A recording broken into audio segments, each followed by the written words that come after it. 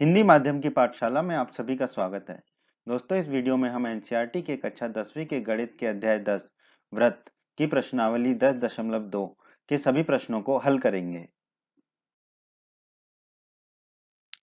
प्रश्न एक में दोस्तों हमसे कहा गया है एक बिंदु Q से एक वृत्त पर स्पर्श रेखा की लंबाई जो है 24 सेंटीमीटर है तथा Q की केंद्र से दूरी 25 सेंटीमीटर है। तो वृत्त की त्रिज्या क्या होगी? हमें 4 विकल्प दिए गए हैं, विकल्प ए, विकल्प बी, विकल्प सी और विकल्प डी। हमें बताना है कि कौन सा विकल्प सही है। तो दोस्तों मान लेते हैं कि O केंद्र वाला एक वृत्त है। ठीक है। मान लेते हैं कि PQ एक स्पर्श रेखा है। ठीक है। और हमें प्रश्न में दे रखा है दोस्तों PQ बराबर 24 सेंटीमीटर। कैसे? एक बिंदु Q से वृत्त पर स्पर्श रेखा की लंबाई 24 सेंटीमीटर है, ये दे रखा है। तो एक बिंदु Q है, इस बिंदु से वृत्त पर स्पर्श रेखा की लंबाई कितनी दे रखी है? 24 सेंटीमीटर। यानी कि PQ हो जाएगा हमारा 24 सेंटीमीटर। ठीक है, तो यहाँ पे हमने लिख दिया PQ बराबर 24 सेंटीमीटर। और क्या दे रखा है? Q की केंद्र से दूरी 25 सेंटीमीटर है। तो इस बिंदु Q की केंद्र O से दूरी कितनी दे रखी है? 25 सेंटीमीटर। यानी कि OQ हमें दे रखा है 25 सेंटीमीटर। तो हमने यहाँ पे बना लिया OQ 25 सेंटीमीटर। हमें ज्ञात क्या करना है? वृत्त की त्रिज्या। तो OP भी क्या है? वृत्त की त्रिज्या ही है, तो हम OP को ज्ञात कर लेंगे तो वृत्त की त्रिज्या हमें मिल जाएगी। तो दोस्तों प्रमेय 10.1 के वीडियो में हमने पढ़ा था वृत्त के किसी बिंदु पर स्पर्श रेखा स्पर्श बिंदु से जाने वाली त्रिज्या पर लंब होती है। तो यहाँ पर देखिए PQ जो है स्पर्श रेखा है, P जो है स्पर्श बिंदु है। ठीक है। तो प्रमेय 10.1 के अनुसार क्या होगा कि जो बिंदु P है यानी कि स्पर्श बिंदु जो है, इससे जाने वाली जो त्रिज्या होगी यानी कि OP जो है वो स्पर्श रेखा यानी कि PQ पर लंब होगी। ठीक है। तो OP लंब होगा PQ पर, OP और PQ आपस में लंब होंगे। ठीक है, तो हमने लिख दिया OP लंब होगा PQ पर। तो इसका मतलब क्या होगा? त्रिभुज OPQ, ये जो हरा वाला त्रिभुज है हमने दिखाया यहाँ पर त्रिभुज OPQ, ये क्या होगा? एक समकोण त्रिभुज होगा।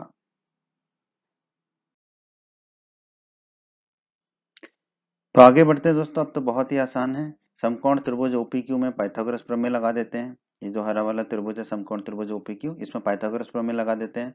पाइथागोरस प्रमेय क्या कहती है दोस्तों? लंब का वर्ग धन आधार का वर्ग बराबर कर्ण का वर्ग। ठीक है।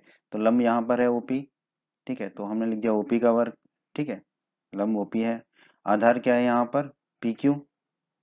तो धन PQ का वर्ग बराबर कर्ण क्या है? 90 डिग्री के कोण की सम्मुख भुजा यानी कि OQ बराबर OQ का वर्ग। अब हमने क्या किया? OP का वर्ग तो बाईं तरफ ही रहने दिया क्योंकि ये त्रिज्या हमें निकालनी है OP। ठीक है। और ये जो PQ का वर्ग है उसको दाईं तरफ ले गए तो ये ऋण का PQ का वर्ग हो जाएगा। तो हमें मिलेगा OP का वर्ग बराबर दाईं तरफ OQ का वर्ग पहले से ही है और ये PQ का वर्ग आ गया दाईं तरफ तो ऋण का PQ का वर्ग आ गया। ठीक है। तो OP का वर्ग बराबर कितना हो जाएगा? OQ का वर्ग। ठीक है। OQ कितना दे रखा है हमें? 25। ठीक है, तो OQ का वर्ग की जगह रख देंगे हम 25 का वर्ग, मतलब OQ की जगह रख देंगे 25, तो ये हो जाएगा 25 का वर्ग। फिर माइनस का चिन्ह लगा देंगे। PQ कितना है? 24। तो PQ की जगह रख देंगे 24, तो ये हो जाएगा 24 का वर्ग क्योंकि ये PQ का वर्ग है। अब OP का वर्ग बराबर 25 का वर्ग होता है दोस्तों 25 गुणा 25 यानी कि 625। फिर माइनस का चिन्ह लगा देंगे। 24 का वर्ग होता है दोस्तों 24 गुणा 24 यानी कि 576। अब OP का वर्ग आ जाएगा दोस्तों हमारा 625 में से 576 को घटाएंगे तो 49 आ जाएगा। ठीक है। अब दोनों तरफ अंडर रूट ले लेंगे, वर्गमूल ले लेंगे। तो OP का वर्ग कितना हो जाएगा? OP। ठीक है। और 49 का वर्गमूल होता है अंडर रूट होता है 7। ठीक है। तो हमें मिल जाएगा OP बराबर 7 सेंटीमीटर। OP क्या है? वृत्त की त्रिज्या है। ठीक है, OP वृत्त की त्रिज्या है। तो हम कह सकते हैं अतः वृत्त की त्रिज्या कितनी है? 7 सेंटीमीटर। अब देखिए कौन से विकल्प में 7 सेंटीमीटर है? विकल्प ए में है 7 सेंटीमीटर। ठीक है। तो हमारा विकल्प ए जो है वो सही होगा। तो हम कह सकते हैं कि अतः विकल्प ए सही है। तो यही हमारे प्रश्न का उत्तर है, विकल्प ए सही है, यानी कि वृत्त की त्रिज्या 7 सेंटीमीटर है। प्रश्न दो में दोस्तों हमसे कहा गया है आकृति 10.11 में यदि टीपी टीक्यू केंद्र O वाले किसी वृत्त पर दो स्पर्श रेखाएं इस प्रकार हैं कि कोण POQ बराबर 110 डिग्री है तो कोण PTQ किसके बराबर है? ठीक है, हमें चार विकल्प दिए गए हैं 60 डिग्री, 70 डिग्री, 80 डिग्री या 90 डिग्री। ठीक है। तो दोस्तों ये जो TP है और TQ है ये दो स्पर्श रेखाएं हैं। ठीक है। और हमें कोण POQ दे रखा है 110 डिग्री का। तो हमें निकालना क्या है? कोण PTQ, ये वाला कोण हमें निकालना है। ठीक है। बहुत ही आसान प्रश्न है दोस्तों, इसको हल कर लेते हैं। हमें दिया गया है कोण POQ बराबर 110 डिग्री, वो लिख लिया हमने। और हमें दिया गया है कि TP TQ केंद्रों वाले किसी वृत्त पर दो स्पर्श रेखाएं हैं। ठीक है, ये हमें दिया गया प्रश्न में। दोस्तों हम जानते हैं प्रमेय 10.1 में हमने पढ़ा है कि त्रिज्या जो है स्पर्श रेखा पर लंब होती है। तो यहाँ पर देखिए OP त्रिज्या है, तो ये लंब होगी किस पे, PT पे। ठीक है, तो हमने लिख दिया OP लंब होगा PT पे। OP त्रिज्या है तो वो स्पर्श रेखा PT कह लें या TP कह लें, उस पर लंब होगी। ठीक है, इसका मतलब ये है ये वाला जो कोण P है ये 90 डिग्री का होगा, तो हमने लिख दिया कोण P बराबर 90 डिग्री। उसी प्रकार आप देखिए OQ भी त्रिज्या है, जो कि स्पर्श रेखा जो है TQ कह लें या QT कह लें, उस पर जो है लंब होगी। ठीक है, कहाँ से, प्रमेय 10.1 से, क्योंकि त्रिज्या जो है स्पर्श रेखा पर लंब होती है। तो OQ लंब होगा QT पर, तो हमने लिख दिया OQ लंब होगा QT पर। OQ अगर QT पर लंब है तो ये जो कोण Q है ये कितने डिग्री का हो जाएगा, 90 डिग्री का। ठीक है, तो हमने लिख दिया कोण Q बराबर 90 डिग्री। अब दोस्तों हम बचपन से पढ़ते आए हैं कि किसी भी चतुर्भुज के चारों कोणों का योग कितना होता है, 360 डिग्री होता है। तो यहाँ पर भी ये जो हमारा चतुर्भुज बन रहा है POQT, ठीक है, इसके भी चारों कोणों का योग कितना होगा, 90 डिग्री 360 डिग्री होगा। ठीक है, तो देखो कोण T, ठीक है, धन कोण P, धन कोण O, धन कोण Q, ये चारों कोणों का योग कितना होगा, 360 डिग्री होगा। ठीक है, कोण T हमें पता नहीं है, कोण P कितना निकाला था हमने, 90 डिग्री, ये वाला कोण P, तो लिख दिया 90 डिग्री। धन कोण O, कोण O ये वाला कोण है, कोण POQ, ये कितना दे रखा हमें, 110 डिग्री, तो हमने लिख दिया 110 डिग्री। धन कोण Q, कोण Q हमने निकाला था 90 डिग्री, यहाँ पर 90 डिग्री, तो हमने लिख दिया 90 डिग्री बराबर है 360 डिग्री के। तो कोण T को तो कोण T लिखा धन, 90 धन 110 हो जाएगा 200, 200 धन 90 हो जाएगा 290, तो लिख दिया 290 डिग्री बराबर 360 डिग्री। अब कोण T बराबर 360 डिग्री है दाईं तरफ, और ये 290 डिग्री दाईं तरफ जाएगा तो ऋण के 290 डिग्री हो जाएगा। ठीक है, अब 360 डिग्री में से 290 डिग्री को घटाएंगे तो बचेगा 70 डिग्री, तो कोण T आ गया हमारा 70 डिग्री। कोण T ही क्या हमारा, कोण PTQ है जो कि हमें निकालना है। तो कोण PTQ कितना आ गया हमारा, 70 डिग्री। अब हम देखते हैं कौन से विकल्प में 70 डिग्री है, ए में नहीं है, बी में है 70 डिग्री। ठीक है, तो बी विकल्प में है 70 डिग्री। ठीक है, तो हम कह सकते हैं कि अतः विकल्प बी सही है। तो हमारे इस प्रश्न का उत्तर क्या होगा दोस्तों, 70 डिग्री, या हम कह दें विकल्प बी, यही हमारे इस प्रश्न का उत्तर है दोस्तों। प्रश्न 3 में दोस्तों हमसे कहा गया है यदि एक बिंदु P से O केंद्र वाले किसी वृत्त पर PA, PB स्पर्श रेखाएं परस्पर 80 डिग्री के कोण पर झुकी हों तो कोण PO1 बराबर होगा 50 डिग्री, 60 डिग्री, 70 डिग्री या 80 डिग्री के। तो दोस्तों प्रश्न में दिया गया है हमें O केंद्र वाला एक वृत्त है, तो हमने एक O केंद्र वाला एक वृत्त बना लिया। और क्या दिया गया हमें प्रश्न में, वृत्त पर PA और PB दो स्पर्श रेखाएं हैं। ठीक है, तो एक बाह्य बिंदु P से एक स्पर्श रेखा है PA, वो बना ली हमने, और दूसरी स्पर्श रेखा है PB, वो बना ली हमने। ठीक है, ये हमें प्रश्न में दिया गया है। और हमें दिया गया है कि PA और PB जो स्पर्श रेखाएं हैं परस्पर 80 डिग्री के कोण पर झुकी हैं। तो ये जो कोण है ये वाला कोण BPA, ठीक है, कोण BPA ये कितने डिग्री का दे रखा है हमें, 80 डिग्री का। दोनों जो स्पर्श रेखाएं हैं PA और PB परस्पर 80 डिग्री के कोण पे झुकी हैं, तो कोण BPA हो गया हमारा 80 डिग्री का। ठीक है, अब कुछ रचना कर लेते हैं छोटी सी। OP को मिला दीजिए, OA को मिला दीजिए और OB को मिला दीजिए। तो पहले OP को मिला दिया हमने, बिछड़े हुए भाई बचपन के, फिर OA को मिला दिया और फिर OB को मिला दिया। ठीक है, अब हमसे प्रश्न में पूछा है कि कोण POA बराबर होगा, तो कोण POA कौन सा कोण होगा, ये वाला कोण, तो हमें ये वाला कोण निकालना है, कोण POA। ठीक है, हमें बताना है कि कौन सा विकल्प सही है। ठीक है, तो इस प्रश्न को हल कर लेते हैं। दोस्तों हम जानते हैं, हमने प्रमेय 10.1 की वीडियो में सिद्ध किया था कि त्रिज्या जो होती है स्पर्श रेखा पर लंब होती है। तो यहाँ पर ध्यान दीजिए, OA जो है वो एक त्रिज्या है, ठीक है, और PA एक स्पर्श रेखा है। तो OA लंब होगी PA पर, तो हमने लिख दिया OA लंब होगी PA पर। तो ये जो है कोण होगा हमारा 90 डिग्री का बन जाएगा कोण A, तो हमने यहाँ लिख दिया कोण A बराबर 90 डिग्री। उसी प्रकार दूसरी त्रिज्या OB, ये स्पर्श रेखा PB पर लंब होगी, तो हमने लिख दिया OB लंब होगा स्पर्श रेखा PB पर। कहाँ से, यहीं से। तो हमारा जो प्रमेय 10.1 है, त्रिज्या स्पर्श रेखा पर लंब होती है, इधर से OB लंब हो गया PB पर, तो ये वाला कोण भी 90 डिग्री का होगा, तो हम कह सकते हैं कोण B बराबर 90 डिग्री। ठीक है दोस्तों, अब दोस्तों बचपन से हम पढ़ते आए हैं कि चतुर्भुज के चारों कोणों का योग 360 डिग्री होता है। तो यहाँ पर ध्यान दीजिए, ये जो है AOBP ये एक चतुर्भुज है। तो इसके चारों कोणों का योग कितना होगा, 360 डिग्री होगा। तो कोण AOB, ये वाला जो कोण है, कोण AOB, ठीक है, ये वाला जो कोण है, धन कोण B, धन कोण BPA, धन कोण A, ये चारों कोणों का योग कितना हो जाएगा, 360 डिग्री, वो लिख दिया हमने। कोण AOB हमें पता नहीं है, ठीक है, तो कोण AOB को कोण AOB लिखा। कोण B कितना है, 90 डिग्री का है, यहाँ पर भी निकाला था 90 डिग्री, तो लिख दिया 90 डिग्री।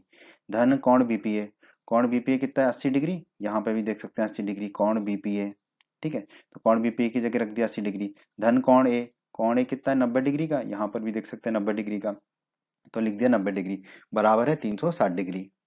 फिर कोण AOB धन, अब देखो 90 और 80 होते हैं 170, 170 और 90 होते हैं 260, तो हमने लिख दिया धन 260 डिग्री, बराबर है 360 डिग्री के। कोण AOB बराबर, दाईं तरफ 360 डिग्री है और ये 260 डिग्री भी दाईं तरफ हो गया, चला गया, तो ऋण के 260 डिग्री हो गए। तो कोण AOB बराबर आ गया हमारा 360 डिग्री माइनस 260 डिग्री। अब 360 डिग्री में से 260 डिग्री घटाएंगे तो हमें मिलेगा 100 डिग्री। तो कोण AOB मिल गया हमें यहाँ पर अभी 100 डिग्री।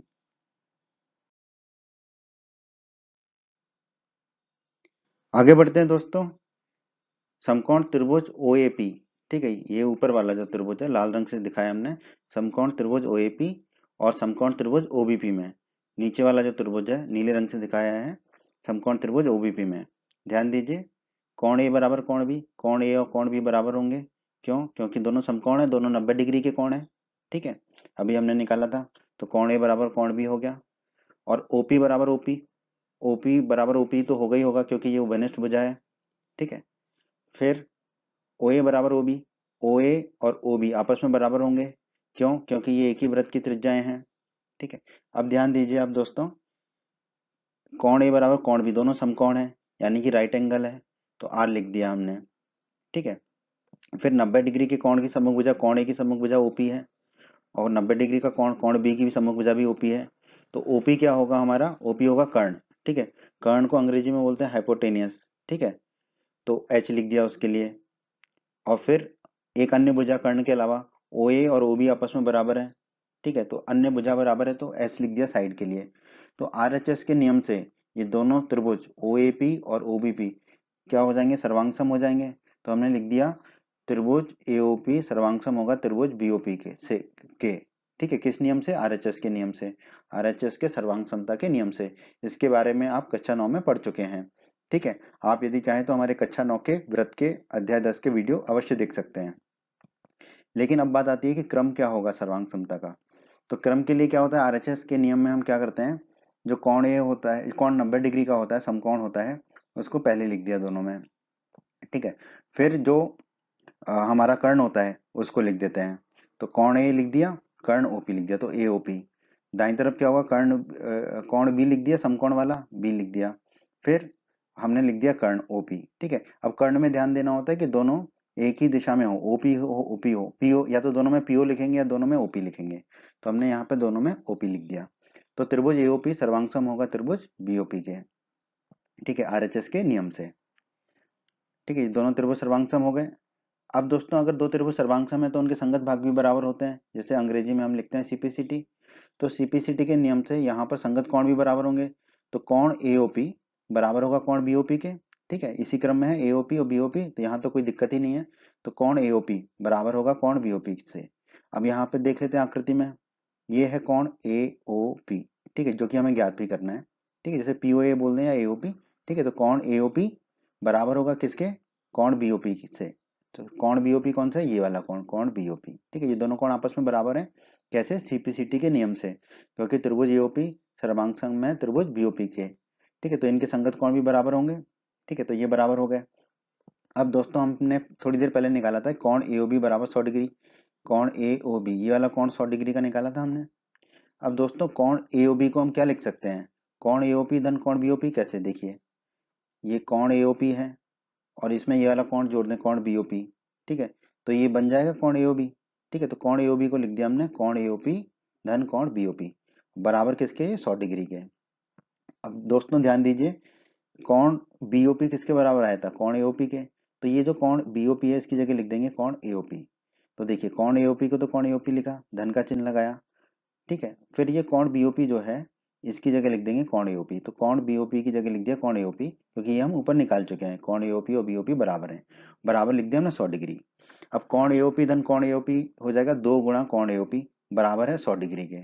ठीक है, अब 2 को दाईं तरफ ले जाएंगे तो बटे में चला जाएगा, तो कोण एओपी बराबर हो जाएगा 100 डिग्री बटा 2।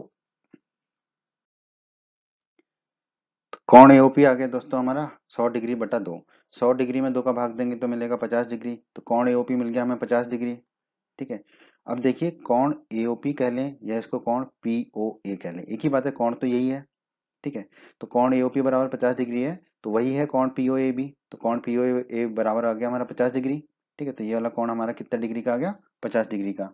और दोस्तों हमें प्रश्न में क्या निकालना था, कोण पीओए ही निकालना था, तो कोण पीओए हमारा कितना आ गया, 50 डिग्री। अब देखते हैं कौन से विकल्प में जो है 50 डिग्री मिल रहा है हमको, विकल्प ए में मिल रहा है। ठीक है, विकल्प ए में हमें 50 डिग्री मिल रहा है, तो अतः हम कह सकते हैं कि अतः विकल्प ए सही है। तो यही हमारे इस प्रश्न का उत्तर है दोस्तों, विकल्प ए, अर्थात कोण पीओए बराबर 50 डिग्री। प्रश्न 4 में दोस्तों हमसे कहा गया है, सिद्ध कीजिए कि किसी वृत्त के किसी व्यास के सिरों पर खींची गई स्पर्श रेखाएं समांतर होती हैं। बहुत ही आसान प्रश्न है दोस्तों। हम मान लेते हैं कि एक ओ केंद्र वाला वृत्त है। ठीक है, तो एक ओ केंद्र वाला वृत्त बना लिया। ठीक है, मान लेते हैं कि ए बी जो है उसका व्यास है, तो ए बी एक व्यास खींच दिया हमने जो केंद्र से होकर जाएगा। ठीक है, पी क्यू और आर एस व्यास ए बी के सिरों पर खींची गई स्पर्श रेखाएं हैं। तो पहले तो हमने पी क्यू को खींच दिया। ठीक है, जो बिंदु ए से होकर जाती है। ठीक है, पी क्यू एक स्पर्श रेखा हो गई जो स्पर्श बिंदु ए से होकर जाती है।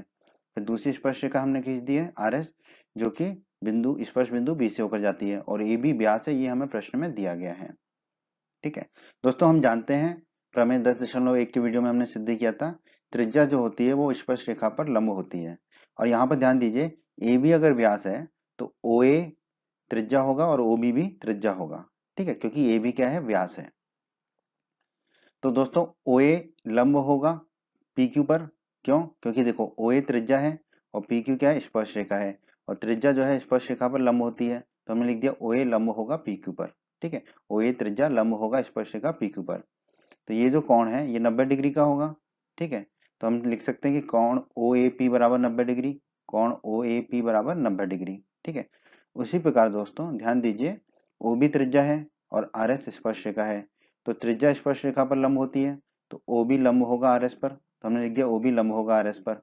अगर ओ बी आर एस पर लंब है तो ये वाला जो कोण है ये 90 डिग्री का होगा। ठीक है, तो ये कोण 90 डिग्री का होगा, क्यों, क्योंकि ओ बी आर एस पर लंब है। तो हम लिख सकते हैं कोण ओबीएस बराबर 90 डिग्री, कोण ओबीएस बराबर 90 डिग्री। ठीक है, अब ध्यान दीजिए, कोण ओएपी भी 90 डिग्री का है, कोण ओबीएस भी 90 डिग्री का है, तो ये दोनों कोण आपस में बराबर होंगे, कोण ओएपी बराबर कोण ओबीएस होगा, क्योंकि दोनों 90 डिग्री के कोण हैं। और यहाँ पे ध्यान दीजिए, पी क्यू और आर एस दो रेखाएं हैं। ठीक है, जिनको एक तिर्यक रेखा ए बी काट रही है। ठीक है, तो कोण ये वाला जो कोण ओएपी है और कोण ओबीएस, ठीक है, ये दोनों क्या होंगे, एकांतर कोण होंगे। ठीक है, और ये बराबर है, क्योंकि दोनों कोण 90 डिग्री के बराबर हैं, तो और ये दोनों क्या होंगे, एकांतर कोण होंगे, क्योंकि पी क्यू और आर एस दो रेखाएं हैं जिनको एक तिर्यक रेखा ए बी काट रही है। तो ये वाला जो कोण है कोण ओएपी और कोण ओबीएस, ये दोनों क्या होंगे, एकांतर कोण होंगे, और ये दोनों कोण क्या है, बराबर हैं, इसका मतलब एकांतर कोण बराबर है। ठीक है, एकांतर कोण बराबर है, और हम जानते हैं यदि एकांतर कोण बराबर हों तो वो दोनों रेखाएं जिनको तिर्यक रेखा काट रही है वो दोनों रेखाएं क्या होती हैं, समांतर होती हैं। तो यहाँ पे वो दोनों रेखाएं कौन कौन सी, पी क्यू और आर एस, इसका मतलब पी क्यू और आर एस क्या होंगे, समांतर रेखाएं होंगी। ठीक है, तो दोस्तों यही हमें सिद्ध करना था इस प्रश्न में कि पी क्यू और आर एस समांतर होंगी। तो हम कह सकते हैं अतः किसी वृत्त के किसी व्यास के सिरों पर खींची गई स्पर्श रेखाएं समांतर होती हैं, ये हमने सिद्ध कर दिया, तो हम कह देंगे इति सिद्धम। तो इस प्रश्न में दोस्तों यही करना था, इससे हमारा प्रश्न हो जाता है समाप्त। हमने जो सिद्ध करने को कहा था वो सिद्ध कर दिया। ए बी जो व्यास है उसके सिरों पर खींची गई स्पर्श रेखाएं पी क्यू और आर एस समांतर है, पी क्यू और आर एस के समांतर है। प्रश्न 5 में दोस्तों हमसे कहा गया है, सिद्ध कीजिए कि स्पर्श बिंदु से स्पर्श रेखा पर खींचा गया लंब वृत्त के केंद्र से होकर जाता है। ठीक है, तो दोस्तों इसको सिद्ध कर लेते हैं। केंद्र ओ वाला एक वृत्त खींच लेते हैं पहले तो। ठीक है, केंद्र ओ वाला वृत्त खींच लिया, फिर एक बिंदु P ले लेते हैं वृत्त पर और स्पर्श रेखा XY खींच देते हैं। तो वृत्त पर एक बिंदु P ले लिया और इस बिंदु P से जाती हुई एक स्पर्श रेखा खींच दी हमने XY। ठीक है, अब हम इस प्रश्न को जो है विरोधाभास विधि से सिद्ध करेंगे कि हम कहेंगे कि यहाँ पर जो लंब जाता है स्पर्श रेखा से वो जो है केंद्र O से होकर नहीं जाता, फिर हम उसको गलत साबित कर देंगे।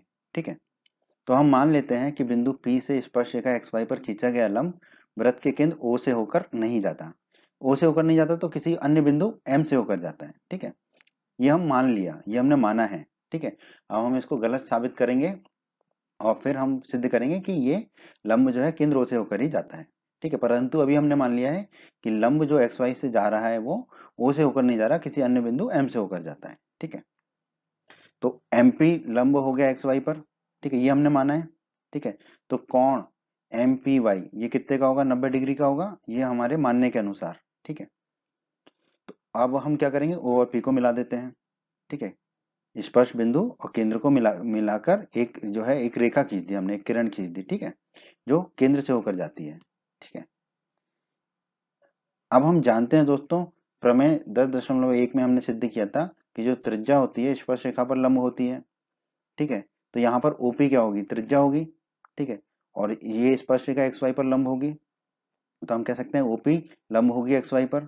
अगर OP XY पर लंब है प्रमेय 10.1 के अनुसार, तो कोण OPY, कोण OPY क्या होगा? 90 डिग्री का होगा। तो कोण OPY होगा 90 डिग्री का। ठीक है, आगे बढ़ते हैं दोस्तों। दोस्तों कोण MPY 90 डिग्री है और कोण OPY भी 90 डिग्री है। इसका मतलब ये दोनों कोण आपस में बराबर होंगे, तो हमने लिख दिया कोण OPY बराबर कोण MPY। ठीक है, ये दोनों कोण आपस में बराबर होंगे। तो अगर ये दोनों कोण आपस में बराबर हैं, इसका मतलब क्या है? देखो, PY तो रेखा दोनों में कॉमन है, सेम है। ठीक है, इसका मतलब जो है OP और MP, ठीक है, ये जो रेखाएं हैं ये संपाती होनी चाहिए। ठीक है, तो कोण OPY बराबर कोण MPY कब होगा? या तभी संभव है जब OP और MP संपाती रेखाएं हों। ठीक है, M और बिंदु O जो है वो संपाती नहीं कर रहे हम, MP रेखा जो है और OP रेखा जो है वो संपाती होंगी। क्यों? क्योंकि ये दोनों कोण बराबर आ गए, कोण OPY बराबर कोण MPY आ गया। ठीक है, इसका मतलब है कि OP और MP संपाती रेखाएं हैं। ठीक है, ठीक, संपाती रेखाएं मतलब एक के ऊपर एक जा रही है। इसका मतलब ये जो MP है ये यही लाल रेखा के ऊपर से ही जा रहा है, OP के ऊपर से ही जा रहा है। ठीक है, क्योंकि MP और OP संपाती रेखाएं हैं। क्यों संपाती हैं? क्योंकि कोण OPY बराबर कोण MPY है। ठीक है, तो जब OP और MP संपाती हैं, ठीक है, तो हमने माना था कि जो है MP जो है लंब होगा XY पर।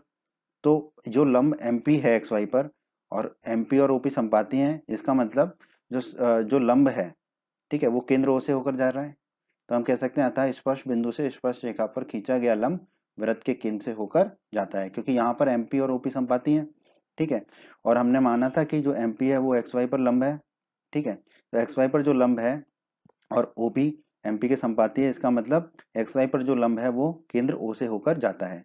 तो हमने कह दिया था स्पर्श बिंदु से स्पर्श रेखा पर खींचा गया लंब वृत्त के केंद्र से होकर जाता है। यही हमें सिद्ध करना था, तो हम कह देंगे इति सिद्धम। प्रश्न 6 में दोस्तों हमसे कहा गया है, एक बिंदु ए से जो वृत्त के केंद्र से 5 सेंटीमीटर दूरी पर है, वृत्त पर स्पर्श रेखा की लंबाई 4 सेंटीमीटर है, तो वृत्त की त्रिज्या ज्ञात कीजिए। बहुत ही आसान प्रश्न है दोस्तों। मान लेते हैं कि O केंद्र वाला एक वृत्त है, बना लिया हमने। फिर हमें दिया गया प्रश्न में कि एक बिंदु ए है जो वृत्त के केंद्र से 5 सेंटीमीटर दूरी पर है, यानी कि OA होगा 5 सेंटीमीटर। तो एक बिंदु ले लिया हमने A, जो वृत्त के केंद्र से कितनी दूरी पर है? 5 सेंटीमीटर की। ये हमें प्रश्न में दिया हुआ है। ठीक है, मान लेते हैं कि AB एक स्पर्श रेखा है, तो हमने एक स्पर्श रेखा बना दी AB। ठीक है, और कहा गया है वृत्त पर स्पर्श रेखा की लंबाई कितनी है? 4 सेंटीमीटर है। तो इस स्पर्श रेखा की लंबाई हमें कितनी दे रखी है? 4 सेंटीमीटर दे रखी है, यानी कि AB हमें दे रखा है 4 सेंटीमीटर। ठीक है, तो ये हमें प्रश्न में दे रखा है AB 4 सेंटीमीटर। हमें क्या ज्ञात करना है? हमें ज्ञात करना है वृत्त की त्रिज्या, जो कि होगी OB। तो बहुत ही आसान प्रश्न है दोस्तों। दोस्तों प्रमेय 10.1 में हमने सिद्ध किया था कि जो त्रिज्या होती है वो स्पर्श रेखा पर लंब होती है। कहाँ पर? स्पर्श बिंदु पर। ठीक है, तो B स्पर्श बिंदु है, तो यहाँ पर जो त्रिज्या होगी OB वो स्पर्श रेखा AB पर क्या होगी? लंब होगी। तो OB लंब होगा AB पर। ठीक है, तो OB AB पर लंब होगा।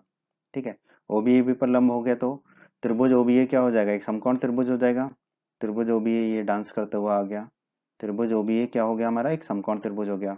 अब अगर त्रिभुज OBA समकोण त्रिभुज है, तो यहाँ पर हम अपनी फेवरेट पाइथागोरस प्रमेय लगा लेंगे। तो समकोण त्रिभुज OBA में हम पाइथागोरस प्रमेय लगा देंगे।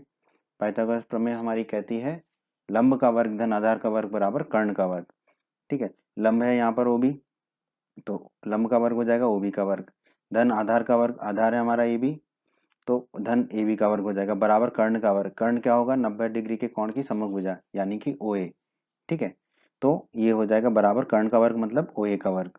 ठीक है, अब हमें निकालना तो OB है। ठीक है, तो OB के वर्ग को रखा बाईं तरफ, बराबर दाईं तरफ OA का वर्ग पहले से ही है, और ये AB के वर्ग को भी हमने पहुंचा दिया दाईं तरफ, तो ये हो गया ऋण का AB का वर्ग। तो हमारा आ गया OB का वर्ग बराबर OA का वर्ग माइनस AB का वर्ग। अब OB का वर्ग बराबर OA कितना है दोस्तों? OA है हमारा 5, यहाँ पर भी देख सकते हैं OA है 5, तो OA का वर्ग हो जाएगा 5 का वर्ग, फिर माइनस का चिन्ह लगा देंगे। ये है AB का वर्ग, AB कितना है दोस्तों? 4, यहाँ पर भी देख सकते हैं AB 4 है, तो AB का वर्ग हो जाएगा 4 का वर्ग। अब तो बच्चों का खेल है दोस्तों। OB का वर्ग बराबर आ गया 5 का वर्ग माइनस 4 का वर्ग। तो OB का वर्ग कितना हो जाएगा? 5 का वर्ग होता है 5 गुणा 5 25, माइनस का चिन्ह लगा दिया। 4 का वर्ग होता है 4 गुणा 4 16, तो OB का वर्ग कितना आ जाएगा? 25 माइनस 16, 25 में से 16 घटाएंगे तो बचेगा 9, तो OB का वर्ग आ गया 9। अब दोनों तरफ ले लेंगे अंडर रूट, ठीक है, या वर्गमूल, तो OB के वर्ग का अंडर रूट तो हो जाएगा OB बराबर लिख दिया हमने अंडर रूट 9। अंडर रूट 9 होता है दोस्तों 3, तो OB आ गया हमारा 3 सेंटीमीटर। ठीक है, तो OB की लंबाई कितनी आ गई दोस्तों? 3 सेंटीमीटर, और OB क्या है? हमारी त्रिज्या है। ठीक है, तो वृत्त की त्रिज्या हमने ज्ञात कर ली, कितनी आ गई? वृत्त की त्रिज्या OB बराबर 3 सेंटीमीटर। तो हम कह सकते हैं अतः वृत्त की त्रिज्या 3 सेंटीमीटर है। तो ये हमारे इस प्रश्न का उत्तर होगा दोस्तों, वृत्त की त्रिज्या बराबर 3 सेंटीमीटर। प्रश्न 7 में दोस्तों हमसे कहा गया है दो संकेंद्रीय वृत्तों की त्रिज्याएं 5 सेंटीमीटर तथा 3 सेंटीमीटर है। बड़े वृत्त की उस जीवा की लंबाई ज्ञात कीजिए जो छोटे वृत्त को स्पर्श करती है। ठीक है, तो बहुत ही आसान प्रश्न है दोस्तों, आसानी से हल कर लेंगे हम इसको। तो पहले तो आप समझिए कि संकेंद्रीय वृत्त किसे कहते हैं। संकेंद्रीय वृत्त वो वृत्त होते हैं जिनका कि केंद्र कॉमन हो, ठीक है, उभयनिष्ठ हो, एक ही केंद्र वाले वृत्त, ठीक है, जिनका कि केंद्र जो है वो कॉमन हो। तो दोस्तों मान लेते हैं कि केंद्र O वाले दो वृत्त हैं, ठीक है, जिसमें एक वृत्त जो है उसकी त्रिज्या OP है 5 सेंटीमीटर की, तथा दूसरा वृत्त है जिसकी त्रिज्या OA है 3 सेंटीमीटर की। तो हमने माना कि केंद्र O वाले 5 सेंटीमीटर OP तथा 3 सेंटीमीटर OA त्रिज्या वाले दो संकेंद्रीय वृत्त हैं। तो पहले तो हमने एक वृत्त बना लिया, बड़ा वृत्त, ठीक है, जिसका केंद्र O है, ठीक है, इसकी त्रिज्या कितनी है? OP 5 सेंटीमीटर, वो बना ली। ठीक है, दूसरा संकेंद्रीय वृत्त की त्रिज्या कितनी है? 3 सेंटीमीटर। ठीक है, तो दूसरा वृत्त बना लिया हमने, संकेंद्रीय वृत्त है मतलब इसका केंद्र O ही रहेगा, इसकी त्रिज्या OA कितनी है? 3 सेंटीमीटर। ठीक है, तो ये बना लिया हमने। अब मान लेते हैं कि PQ जो है वो बड़े वृत्त की जीवा है जो छोटे वृत्त को बिंदु A पर स्पर्श करती है। तो एक हमने जीवा खींच दी PQ, ठीक है, बड़े वृत्त की जीवा। ठीक है, तो ये बड़े वृत्त की जीवा है जो छोटे वृत्त को बिंदु A पर स्पर्श करती है। ठीक है, इसका मतलब क्या था? PQ जो है छोटे वृत्त की स्पर्श रेखा होगी, PQ जो है छोटे वृत्त की स्पर्श रेखा होगी। ठीक है, क्योंकि वो छोटे वृत्त को स्पर्श करती हुई निकल रही है PQ। बड़े वृत्त की जीवा है PQ और छोटे वृत्त की क्या है? स्पर्श रेखा है। O और Q को मिलाइए, अब O और Q को भी मिला देते हैं। ठीक है, अब दोस्तों हम जानते हैं प्रमेय 10.1 में हमने पढ़ा था त्रिज्या जो है स्पर्श रेखा पर लंब होती है। ठीक है, ये हमने पढ़ा था। ठीक है, अब यहाँ पर देखिए OA छोटे वृत्त की त्रिज्या है और PQ छोटे वृत्त की स्पर्श रेखा है। इसका मतलब OA जो है वो लंब होगी PQ पर, OA जो है PQ पर लंब होगी, क्योंकि OA छोटे वृत्त की त्रिज्या है और PQ छोटे वृत्त की स्पर्श रेखा है। तो OA लंब होगा PQ पर, हमने लिख दिया OA लंब होगा PQ पर। ठीक है, तो ये जो कोण है ये 90 डिग्री का कोण हो जाएगा। अब हम आ जाते हैं त्रिभुज OAP क्या होगा? एक समकोण त्रिभुज होगा। त्रिभुज OAP ये एक समकोण त्रिभुज होगा। ठीक है, इसको हमने दिखा दिया। अब अगर ये समकोण त्रिभुज है तो इसमें हम अपनी फेवरेट पाइथागोरस प्रमेय लगा देंगे। तो समकोण त्रिभुज OAP में पाइथागोरस प्रमेय से, ठीक है, पाइथागोरस प्रमेय क्या होती है दोस्तों? लंब का वर्ग धन आधार का वर्ग बराबर कर्ण का वर्ग, ये हम जानते हैं। अब यहाँ पर लंब क्या है दोस्तों? OA है लंब, तो लंब का वर्ग हो जाएगा OA का वर्ग, धन आधार क्या है दोस्तों? यहाँ पर आधार PA है, तो आधार का वर्ग हो जाएगा PA का वर्ग बराबर कर्ण क्या है? 90 डिग्री के कोण की सम्मुख भुजा यानी कि OP। ठीक है, तो कर्ण के वर्ग की जगह लिख देंगे हम OP का वर्ग।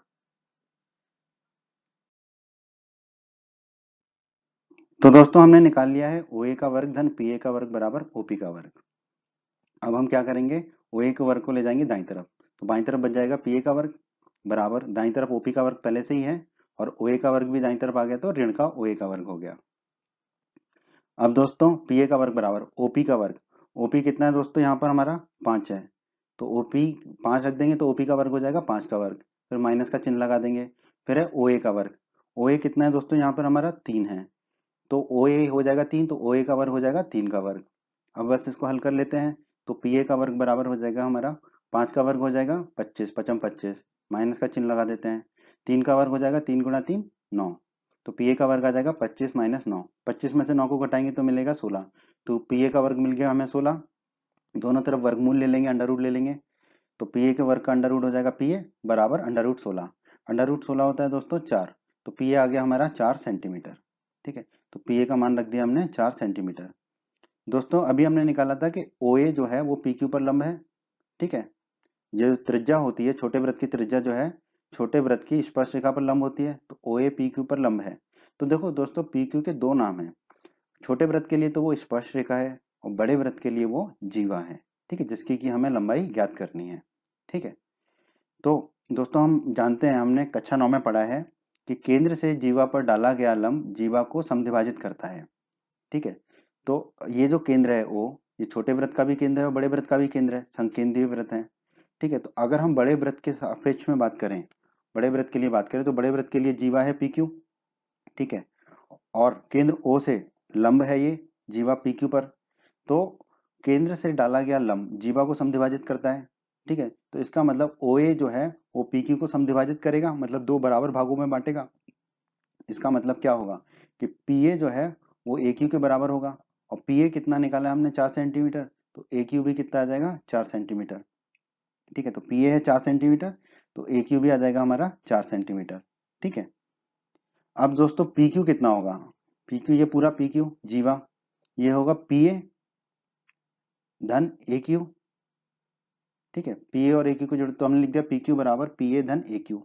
PA और AQ दोनों का मान कितना है 4 सेंटीमीटर, तो रख देते हैं, तो PQ बराबर आ जाएगा 4 धन 4, 4 धन 4 आ गया, 4 धन 4 होता है 8, तो PQ बराबर आ जाएगा हमारा 8 सेंटीमीटर। ठीक है, तो PQ बराबर आ गया हमारा 8 सेंटीमीटर। ठीक है, यही हमें ज्ञात करना था। ठीक है, PQ, क्योंकि PQ क्या है, बड़े वृत्त की जीवा है, हमें बताना था बड़े वृत्त की जीवा की लंबाई, तो हम कह सकते हैं कि अतः बड़े वृत्त की जीवा की लंबाई कितनी है 8 सेंटीमीटर है। तो यही हमारे प्रश्न का उत्तर है दोस्तों, कि बड़े वृत्त की जीवा की लंबाई है 8 सेंटीमीटर। तो 8 सेंटीमीटर हमारे इस प्रश्न का उत्तर है दोस्तों। प्रश्न 8 में दोस्तों हमसे कहा गया है एक वृत्त के परिगत एक चतुर्भुज ABCD खींचा गया है, देखिए आकृति 10.12। ठीक है, तो एक वृत्त के चारों तरफ एक जो है चतुर्भुज खींचा गया है ABCD। ठीक है, जिसकी की चारों भुजाएं जो है वृत्त को स्पर्श करती हैं। ठीक है, AB भुजा करती है P पर, BC करती है Q पर, CD करती है R पर और DA करती है S बिंदु पर। ठीक है, तो हमें सिद्ध करना है कि AB धन CD बराबर होगा AD धन BC के, ये हमें सिद्ध करना है। बहुत ही आसान प्रश्न है दोस्तों। ये जो प्रश्न है प्रमेय 10.2 पर आधारित है। प्रमेय 10.2 में के वीडियो में हमने क्या सिद्ध किया था, बाह्य बिंदु से वृत्त पर खींची गई स्पर्श रेखाओं की लंबाइयां बराबर होती हैं। ठीक है, बाह्य बिंदु से हम दो स्पर्श रेखाएं खींच सकते हैं, एक बाह्य बिंदु से वृत्त पर, और उन दोनों स्पर्श रेखाओं की लंबाइयां बराबर होती हैं। ये हमने प्रमेय 10.2 के वीडियो में सिद्ध किया है। ठीक है, तो अब इस प्रमेय का उपयोग करके हम इस प्रश्न को हल करेंगे। यहाँ पे ध्यान दीजिए AP और AS। ठीक है, ये AP और ये AS। ठीक है, AP और AS, AP और AS वृत्त के बाह्य बिंदु A से खींची गई दो स्पर्श रेखाएं हैं। वृत्त का बाह्य बिंदु है A, यहाँ से खींची गई दो स्पर्श रेखाएं AP और AS। ठीक है, इसका मतलब है प्रमेय 10.2 के अनुसार अब ये दोनों बराबर होंगी, तो AP और AS की लंबाई बराबर होगी। AP और AS की लंबाई बराबर लिख दिया हमने, इसे हम कह देंगे समीकरण 1। उसी प्रकार दोस्तों ध्यान दीजिए BP और BQ वृत्त के बाह्य बिंदु B से खींची गई दो स्पर्श रेखाएं हैं। देखो ये बिंदु B है, यहाँ से एक स्पर्श रेखा BP खींची और दूसरी स्पर्श रेखा खींची हमने BQ। ठीक है, तो BP और BQ वृत्त के बाह्य बिंदु B से खींची गई दो स्पर्श रेखाएं हैं, तो प्रमेय 10.2 से ये दोनों भी आपस में बराबर होंगी। तो हम लिख सकते हैं बीपी बराबर बीक्यू। ठीक है, बीपी और बीक्यू आपस में बराबर होंगी। इसे हम कह देंगे दोस्तों समीकरण 2।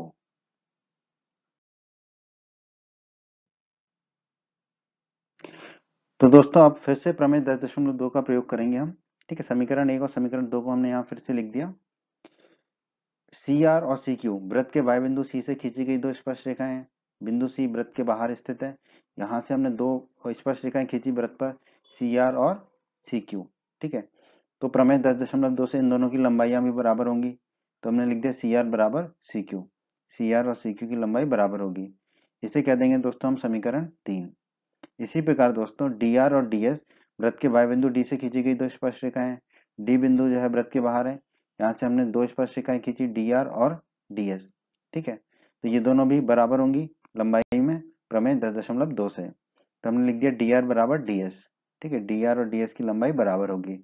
इसे कह देंगे दोस्तों हम समीकरण 4।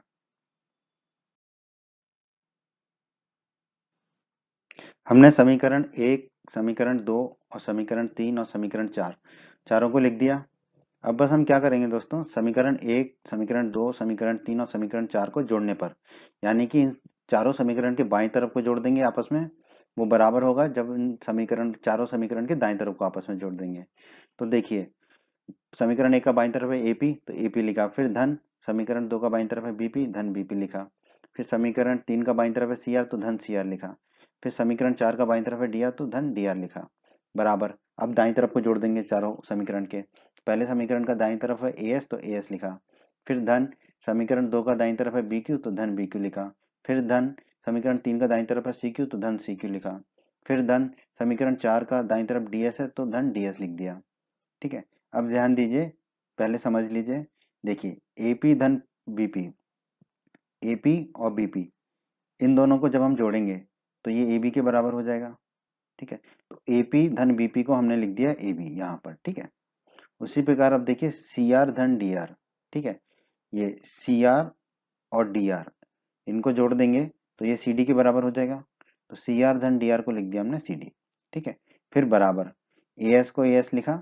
आखिरी में जो डी एस था उसको इधर लिया दूसरे नंबर पे। फिर बी क्यू धन सी क्यू को वैसे की वैसे लिख दिया, धन बी क्यू धन सी क्यू, बस डी एस को दूसरे नंबर पे लिख दिया। क्यों, आपको अभी समझ आएगा। ठीक है, अब आप ध्यान दीजिए ए एस धन डी एस। ठीक है, ए एस धन डी एस किसके बराबर होगा, ए एस और डी एस इन दोनों को जोड़ दें। ठीक है, तो ये ए डी के बराबर हो जाएगा। तो ए एस धन डी एस को हमने लिख दिया ए डी। ठीक है, उसी प्रकार देखिए बी क्यू धन सी क्यू, बी क्यू धन सी क्यू इन दोनों को जोड़ेंगे बी क्यू और सी क्यू को, तो ये किसके बराबर हो जाएगा, बी सी के। तो बी क्यू धन सी क्यू को लिख दिया हमने बी सी। ठीक है, बाईं तरफ ए बी धन सी डी था तो बाईं तरफ को ए बी धन सी डी लिखा। बराबर हमारा आ गया ए डी धन बी सी। अब आप प्रश्न को देखिए, हमें क्या सिद्ध करना था, ए बी धन सी डी बराबर ए डी धन बी सी। वही हमने सिद्ध कर दिया, ए बी धन सी डी बराबर ए डी धन बी सी। ठीक है, तो हम कह सकते हैं इति सिद्धम, जो हमने हमें सिद्ध करना था हमने सिद्ध कर दिया, इति सिद्धम। प्रश्न 9 में दोस्तों हमसे कहा गया है, आकृति 10.13 में ये आकृति दे रखी है, एक्स वाई तथा X dash Y dash O केंद्र वाले किसी वृत्त पर दो समांतर स्पर्श रेखाएं हैं। तो ये एक्स वाई है और ये एक्स डैश वाई डैश है। ये दो समांतर स्पर्श रेखाएं हैं ओ केंद्र वाले इस वृत्त पर। ठीक है, जो कि बिंदु पी और क्यू पर स्पर्श करती हैं।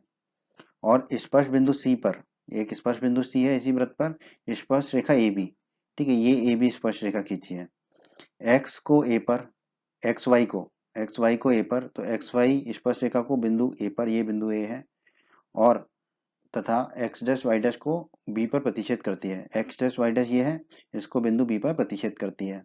तो सिद्ध कीजिए कि कोण ए ओ बी बराबर 90 डिग्री है। तो हमें सिद्ध करना है ये वाला कोण ए ओ बी, ये वाला कोण कितना है, 90 डिग्री, ये हमें सिद्ध करना है। तो अब इसको हल कर लेते हैं दोस्तों।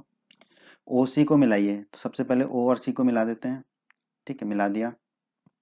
अब दोस्तों यहाँ पर हम उपयोग करेंगे, इस्तेमाल करेंगे प्रमेय 10.2 का, जिसके बारे में हम प्रमेय 10.2 के वीडियो में सिद्ध कर चुके हैं। क्या, वाई बिंदु से वृत्त पर खींची गई स्पर्श रेखाओं की लंबाइयां बराबर होती हैं। यहाँ पर ध्यान दीजिए, एपी और एसी वृत्त के वाई बिंदु ए से खींची गई दो स्पर्श रेखाएं हैं। ये बिंदु ए है, इससे दो स्पर्श रेखाएं खींची गई हैं एपी और एसी। ठीक है, तो ये दो स्पर्श रेखाएं प्रमेय 10.2 के अनुसार क्या होंगी, बराबर होंगी। तो AP बराबर होगा AC के, ये दोनों बराबर लंबाई की होंगी। इसे हम मान लेते हैं समीकरण 1। उसी प्रकार दोस्तों BQ और BC वृत्त के बाह्य बिंदु B से खींची गई दो स्पर्श रेखाएं हैं। ये देखिए B बाह्य बिंदु है वृत्त का, इससे दो स्पर्श रेखाएं खींची हमने BQ और BC। ठीक है, तो प्रमेय 10.2 के अनुसार ये दोनों क्या होंगी, बराबर होंगी। तो हम कह सकते हैं BQ बराबर BC, BQ और BC आपस में बराबर होंगे। इसे मान लेंगे दोस्तों समीकरण 2। आगे बढ़ते हैं दोस्तों, त्रिभुज एपीओ, ये वाला जो त्रिभुज है जिसे हमने लाल रंग से दिखाया है, त्रिभुज एपीओ और त्रिभुज एसीओ, ये वाला त्रिभुज जिसे हमने पीले रंग से दिखाया है। इन दोनों त्रिभुजों में ध्यान दीजिए, एपी बराबर एसी, समीकरण 1 में हमने निकाला था अभी एपी बराबर एसी है। ठीक है, तो हमने लिख दिया समीकरण 1 से एपी बराबर एसी है। ठीक है, और पीओ बराबर सीओ, पीओ ये और सीओ ये दोनों आपस में बराबर होंगे। क्यों? क्योंकि ये इस वृत्त की त्रिज्या है, तो एक ही वृत्त की त्रिज्या है दोनों, तो आपस में बराबर होंगे पीओ और सीओ। ओए बराबर ओए, ओए तो ओए के बराबर ही होगा, उभयनिष्ठ भुजा है। ठीक है, अब एपी और एसी साइड है, भुजा है, तो एस लिख दिया। पीओ और सीओ भुजा है, तो साइड के लिए एस लिख दिया। ओए भुजा है, तो साइड के लिए एस लिख दिया। अब एसएसएस के नियम से दोनों त्रिभुज क्या हो जाएंगे, सर्वांग सम। तो हमने लिख दिया त्रिभुज एपीओ सर्वांग सम है त्रिभुज एसीओ के किस नियम से, एसएसएस के नियम के द्वारा। क्रम कैसे लिखते हैं, तीनों भुजाओं का पहला पहला अक्षर पकड़ लो। तो एपीओ त्रिभुज एपीओ सर्वांग सम होगा, दाईं तरफ भी वैसे ही करेंगे। एसीओ पहला पहला अक्षर पकड़ लेंगे जिसे लाल रंग से दिखाया हमने। तो त्रिभुज एपीओ सर्वांग सम होगा त्रिभुज एसीओ के। ठीक है, ये दोनों त्रिभुज सर्वांग सम हो जाएंगे आपस में। अब हम जानते हैं कि यदि दो त्रिभुज सर्वांग सम हो तो उनके संगत भाग बराबर होते हैं, जिसे हम अंग्रेजी में सीपीसीटी कहते हैं। ठीक है, तो संगत कोण भी बराबर होंगे। तो हम क्या करेंगे, पहले अक्षर को अंतिम में ले जाएंगे, तो क्या बनेगा पीओए, तो कोण पीओए बराबर होगा, दाईं तरफ भी वैसे ही करना पड़ेगा, पहले अक्षर को अंत में ले जाएंगे, कोण सीओए के। तो कोण पीओए बराबर होगा कोण सीओए के। कोण पीओए ये वाला कोण है, कोण सीओए ये वाला कोण है, ये दोनों कोण आपस में बराबर होंगे। ठीक है, तो कोण पीओए बराबर आ गया कोण सीओए, इसे मान लेंगे समीकरण 3। आगे बढ़ते हैं दोस्तों, अब बात कर लेते हैं त्रिभुज बी क्यू ओ। ठीक है, ये वाला है त्रिभुज बी क्यू ओ जिसे लाल रंग से दिखाया है, और त्रिभुज बी सी ओ। ठीक है, ये ऊपर वाला त्रिभुज है बी सी ओ जिसे हमने दिखाया है पीले रंग से। ठीक है, इन दोनों त्रिभुजों में ध्यान दीजिए दोस्तों, बी क्यू बराबर बी सी, बी क्यू बराबर बी सी समीकरण 2 से निकाला था हमने, तो हमने लिख दिया बी क्यू बराबर बी सी समीकरण 2 से। तो बी क्यू और बी सी आपस में बराबर है। ठीक है, फिर क्यू ओ बराबर सी ओ, क्यू ओ ये है और सी ओ ये है हमारा, ये दोनों एक ही वृत्त की त्रिज्याएं हैं, तो ये दोनों आपस में बराबर होंगी। तो क्यू ओ बराबर सी ओ होगा, कारण लिख दिया एक ही वृत्त की त्रिज्याएं। फिर ओ बी, तो ओ बी के बराबर ही होगा, ओ बी ये है, ओ बी के बराबर ही होगा, उभयनिष्ठ भुजा है। अब ध्यान दीजिए बी क्यू और बी सी भुजा है, तो साइड के लिए एस लिख दिया। क्यू ओ और सी ओ ये भी भुजा है, तो साइड के लिए एस लिख दिया। ओ बी और ओ बी भुजा है, तो साइड के लिए एस लिख दिया। अब एस एस एस नियम से ये दोनों त्रिभुज क्या हो जाएंगे, सर्वांग सम। तो हमने लिख दिया, क्रम क्या होगा, भुजाओं का पहला पहला अक्षर पकड़ लेते हैं। तो बी क्यू ओ लाल रंग से दिखाया है, तो त्रिभुज बी क्यू ओ सर्वांग सम होगा, लाल रंग से देखिए पहला पहला अक्षर बी सी ओ, त्रिभुज बी सी ओ के किस नियम से, एस एस एस के नियम के द्वारा। ठीक है, अब ये दोनों त्रिभुज सर्वांग सम हो गए। अब इन दोनों त्रिभुजों के संगत भाग बराबर होंगे, यानी कि संगत कोण भी बराबर होंगे। तो हम कह सकते हैं कोण क्यू ओ बी बराबर कोण सी ओ बी। कैसे, देखो पहले अक्षर को अंत में ले जाओ बस, तो क्यू ओ अंत में आ गया बी, तो कोण क्यू ओ बी बराबर, दाईं तरफ भी वही करना पड़ेगा, पहले अक्षर को अंत में ले जाएंगे तो आ जाएगा सी ओ बी। तो कोण क्यू ओ बी बराबर होगा कोण सी ओ बी के किस नियम से, सीपीसीटी के नियम से, सर्वांग सम त्रिभुजों के संगत भाग बराबर होते हैं। तो कोण क्यू ओ बी ये वाला कोण है, कोण सी ओ बी ये वाला कोण है, ये दोनों कोण आपस में बराबर हो गए। ठीक है, इसे हम कह देंगे दोस्तों समीकरण 4। कोण क्यू ओ बी बराबर कोण सी ओ बी को कह दिया हमने समीकरण 4।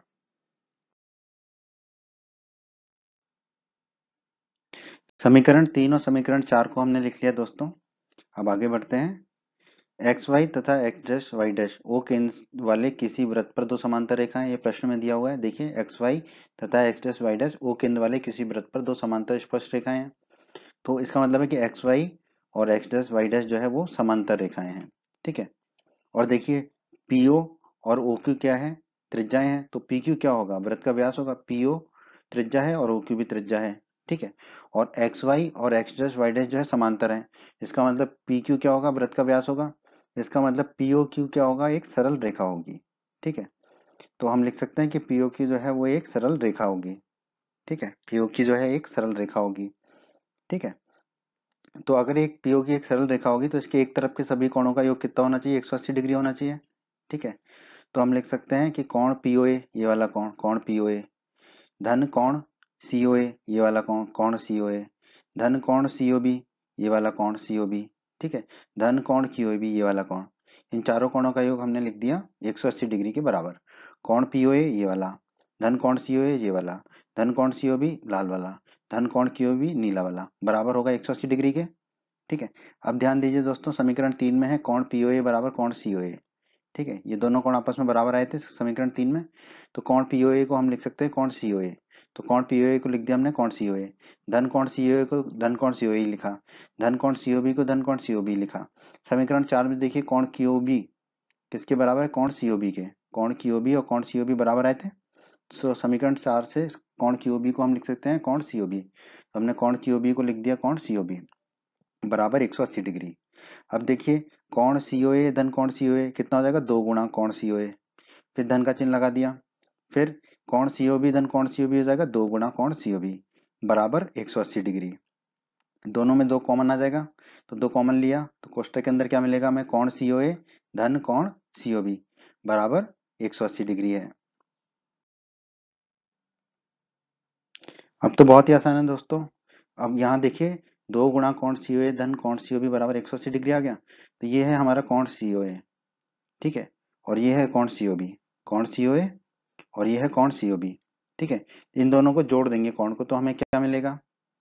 कोण एओबी मिलेगा, कोण एओबी। तो कोण सीओए धन कोण सीओबी को लिख दिया हमने कोण एओबी, तो हमारा आ गया 2 गुणा कोण एओबी बराबर 180 डिग्री। अब 2 को ले जाएंगे हम दाई तरफ बट्टे में, तो कोण एओबी आ जाएगा 180 डिग्री बटा 2। 180 डिग्री में 2 का भाग देंगे तो आएगा 90 डिग्री, तो कोण एओबी आ जाएगा हमारा 90 डिग्री। ठीक है, और दोस्तों हमें यही सिद्ध करना था कि कोण एओबी बराबर 90 डिग्री है, तो हमने सिद्ध कर दिया। तो हम कह सकते हैं इति सिद्धम। प्रश्न 10 में दोस्तों हमसे कहा गया है, सिद्ध कीजिए कि किसी बाह्य बिंदु से किसी वृत्त पर खींची गई स्पर्श रेखाओं के बीच का कोण स्पर्श बिंदुओं को मिलाने वाले रेखाखंड द्वारा केंद्र पर अंतरित कोण का संपूरक होता है। तो पहले प्रश्न को समझ लेते हैं, फिर प्रश्न को हल करेंगे। मान लेते हैं कि केंद्र वाला एक वृत्त है, वो हमने बना लिया। ठीक है, फिर P एक बाह्य बिंदु है, P बाहर एक बिंदु ले लिया वृत्त के P। ठीक है, पी ए और पीबी जो है बाह्य बिंदु पी से खींची गई 2 स्पर्श रेखाएं हैं। तो पी ए स्पर्श रेखा खींच ली हमने जो वृत्त को ए बिंदु पर प्रतिच्छेद करती है, दूसरी स्पर्श रेखा खींच ली पीबी जो वृत्त को बिंदु बी पर स्पर्श करती है। ठीक है, अब हम ओ ए को मिला देते हैं और ओ बी को मिला देते हैं। ठीक है, अब हमें सिद्ध करना है, देखिए सिद्ध कीजिए कि किसी बाह्य बिंदु से किसी वृत्त पर खींची गई स्पर्श रेखाओं के बीच का कोण। ठीक है, तो स्पर्श रेखाओं के बीच का कोण होगा कोण पी। ठीक है, ये वाला कोण पी, बीच का कोण स्पर्श बिंदुओं को मिलाने वाले रेखाखंड द्वारा केंद्र पर अंतरित कोण। स्पर्श रेखाओं को मिलाने वाले रेखाखंड पी ए और पीबी मिलाने वाले रेखाखंड द्वारा केंद्र पर अंतरित कोण, तो इन दोनों रेखाखंड द्वारा केंद्र पर अंतरित कोण कौन सा है? ये है कोण ओ।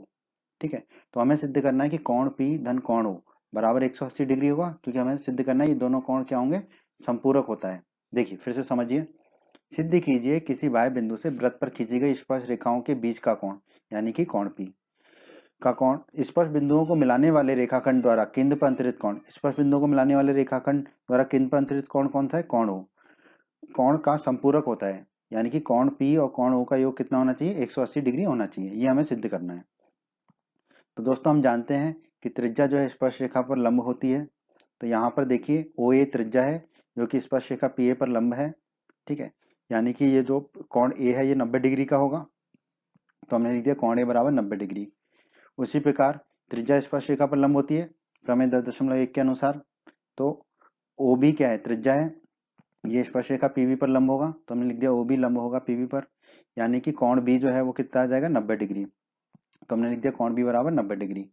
अब दोस्तों हम जानते हैं चतुर्भुज के चारों कोणों का योग 360 डिग्री होता है, और यहाँ पर देखिए ये चतुर्भुज ही है हमारा। ठीक है, ओ ए पी बी कह लें। ठीक है, ये चतुर्भुज ही है हमारा। ठीक है, तो चतुर्भुज के चारों कोणों का योग कितना होगा? 360 डिग्री, यानी कि देखिए कोण पी, ठीक है लिख दिया हमने, धन कोण बी ये वाला, धन कोण ओ ये वाला कोण, धन कोण ए ये वाला कोण, इन चारों कोणों का योग कितना होगा? 360 डिग्री। ठीक है, आगे बढ़ते हैं दोस्तों। अब कोण P को हमने कोण P लिखा, धन कोण B कितना है दोस्तों? 90 डिग्री का, तो कोण B की जगह लिख दिया 90 डिग्री।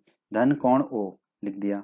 धन कोण A है, कोण A कितना है दोस्तों हमारा? 90 डिग्री का, नीचे भी हम देख सकते हैं। ठीक है, तो कोण A की जगह लिख दिया 90 डिग्री बराबर 360 डिग्री। अब देखिए कोण P धन कोण O लिख दिया, और 90 डिग्री धन 90 डिग्री हो गया 180 डिग्री बराबर 360 डिग्री। धन कोण P धन कोण O ये किसके बराबर होगा?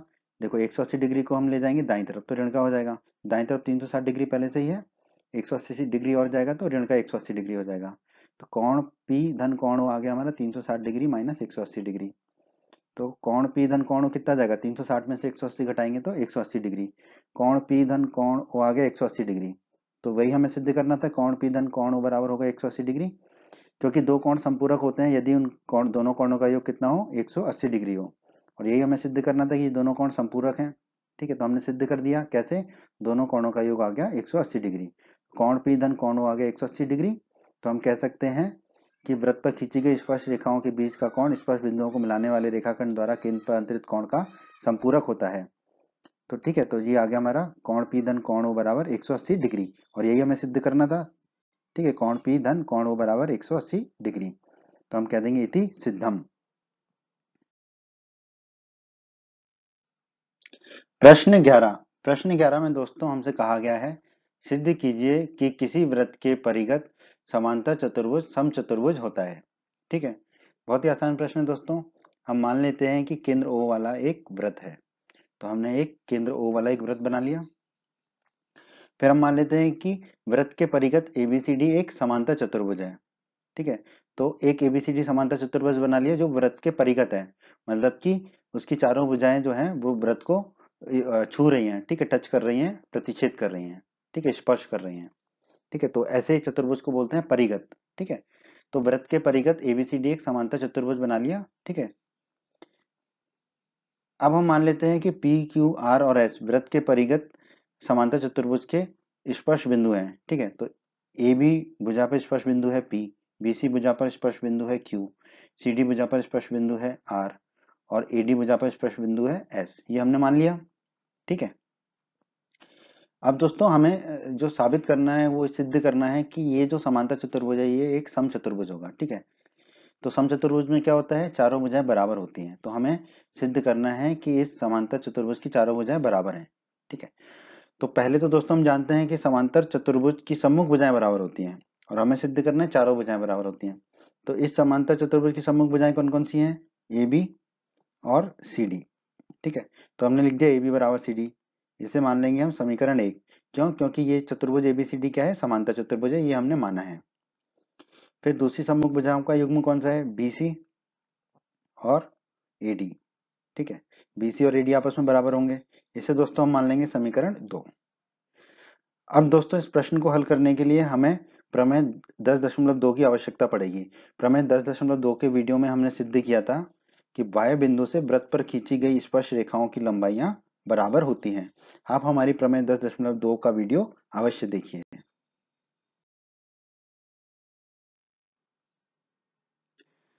आगे बढ़ते हैं दोस्तों, प्रमेय 10.2 का उपयोग करते हैं।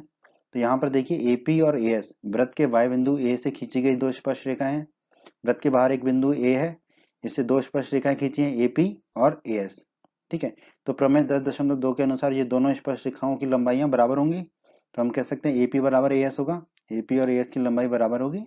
ठीक है, इसे दोस्तों हम कह देंगे समीकरण 3।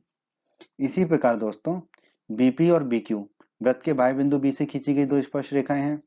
B जो है वृत्त का बाह्य बिंदु है, इससे दो स्पर्श रेखाएं खींची हैं BP और BQ। ठीक है, ये इसकी दो स्पर्श रेखाएं हैं। ठीक है, तो प्रमेय 10.2 के अनुसार BP और BQ बराबर होंगे, तो हमने लिख दिया BP बराबर BQ, BP और BQ की लंबाई बराबर होगी। दोस्तों इसे मान लेंगे हम समीकरण 4। आगे बढ़ते हैं दोस्तों अब आप देखिए कि CR और CQ वृत्त के बाह्य बिंदु C से खींची गई दो स्पर्श रेखाएं हैं। यह है बिंदु C, इससे CR और CQ दो स्पर्श रेखाएं जा रही हैं। ठीक है, तो इस बाह्य बिंदु से जो दो स्पर्श रेखाएं जा रही हैं वो प्रमेय 10.2 के अनुसार जो है बराबर होंगी। तो हम लिख देंगे सी आर बराबर सी क्यू, सी आर और सी क्यू की लंबाई बराबर होगी। दोस्तों इसे कह देंगे हम समीकरण 5। उसी प्रकार दोस्तों डी आर और डी एस वृत्त के बाह्य बिंदु डी से खींची गई दो स्पर्श रेखाएं हैं। बाहर एक बिंदु है डी, ठीक है, तो डी आर और डी एस इस बिंदु डी से खींची गई दो स्पर्श रेखाएं कहलाएंगी। तो प्रमेय 10.2 के अनुसार डी आर और डी एस बराबर होंगे, बराबर लंबाई के होंगे। तो डी आर और डी एस बराबर लंबाई की स्पर्श रेखाएं होंगी। इसे कह देंगे दोस्तों हम समीकरण 6। आगे बढ़ते हैं दोस्तों हमने समीकरण 1, 2, 3, 4, 5, 6 सारे लिख लिए। अब हम क्या करेंगे, समीकरण 3, समीकरण 4, समीकरण 5 और समीकरण 6 को जोड़ने पर, समीकरण 3, 4, 5 और 6 को जोड़ने पर, जोड़ने का मतलब है दोस्तों इनके बाईं तरफ को आपस में जोड़ेंगे और बराबर हो जाएगा इनका दाईं तरफ आपस में जोड़ेंगे। ठीक है, तो देखिए बाईं तरफ को जोड़ेंगे तो एपी धन बीपी, एपी धन बीपी धन सी आर धन डी आर, धन सी आर धन डी आर बराबर होगा किसके, ए एस धन बी क्यू, ए एस धन बी क्यू धन सी क्यू धन डी एस, धन सी क्यू धन डी एस के। ठीक है दोस्तों, अब दोस्तों ध्यान दीजिए यहाँ पर ये एपी धन बीपी, एपी और बीपी इन दोनों को जोड़ दें तो कितना हो जाएगा हमारा, ए बी हो जाएगा। तो एपी धन बीपी को हम लिख सकते हैं ए बी। ठीक है, हमने ए बी लिख दिया। उसी प्रकार ध्यान दीजिए सी आर धन डी आर, ये ऊपर सी आर और डी आर इन दोनों को जोड़ दें तो सी डी के बराबर आ जाएगा। तो सी आर धन डी आर को हम लिख देंगे सी डी। ठीक है, बराबर ए एस को ए एस लिखा, ये जो डी एस है इसको हमने पहले लिख दिया, तो ये हो गया ए एस धन डी एस। फिर बी क्यू धन सी क्यू को वैसे ही लिख दिया, बी क्यू धन सी क्यू। ठीक है दोस्तों, अब आगे बढ़ते हैं। अब ए बी धन सी डी को वैसे ही लिख दिया, ए बी धन सी डी बराबर। अब देखिए ए एस धन डी एस, ठीक है, ए एस धन डी एस, ठीक है, इन दोनों को जोड़ेंगे तो हमें कितना मिल जाएगा, ए डी। ठीक है, तो हम यहाँ लिख देंगे ए डी। ठीक है, धन बी क्यू धन सी क्यू, बी क्यू और सी क्यू को जोड़ेंगे। ठीक है, बी क्यू और सी क्यू को जोड़ेंगे तो हमें कितना मिल जाएगा, बी क्यू धन सी क्यू को बी सी, तो बी क्यू धन सी क्यू की जगह लिख देंगे हम बी सी। तो हमें मिल गया ए बी धन सी डी बराबर ए डी धन बी सी। ठीक है, अब दोस्तों समीकरण 1 और 2 पर ध्यान दीजिए। ठीक है, ए बी बराबर सी डी है और बी सी बराबर ए डी है। तो अब ध्यान दीजिए यहाँ पे ए बी को तो हमने ए बी लिखा, फिर धन का चिन्ह लगाया, सी डी को क्या लिख दिया, ए बी। तो समीकरण 1 में देखिए सी डी किसके बराबर है, ए बी के, तो सी डी को हम लिख सकते हैं ए बी। फिर बराबर ए डी किसके बराबर है, समीकरण 2 में देखिए ए डी को हम क्या लिख सकते हैं, बी सी, तो ए डी को हमने लिख दिया बी सी। फिर धन बी सी है तो धन बी सी लिख दिया। ठीक है, अब देखिए ए बी धन ए बी कितना हो जाएगा, 2 गुणा ए बी बराबर बी सी धन बी सी हो जाएगा 2 गुणा बी सी। अब बाईं तरफ 2 है और दाईं तरफ 2 है तो ये आपस में कट जाएंगे, तो हमें क्या मिलेगा, ए बी बराबर बी सी। इसे दोस्तों हम कह देंगे समीकरण 7।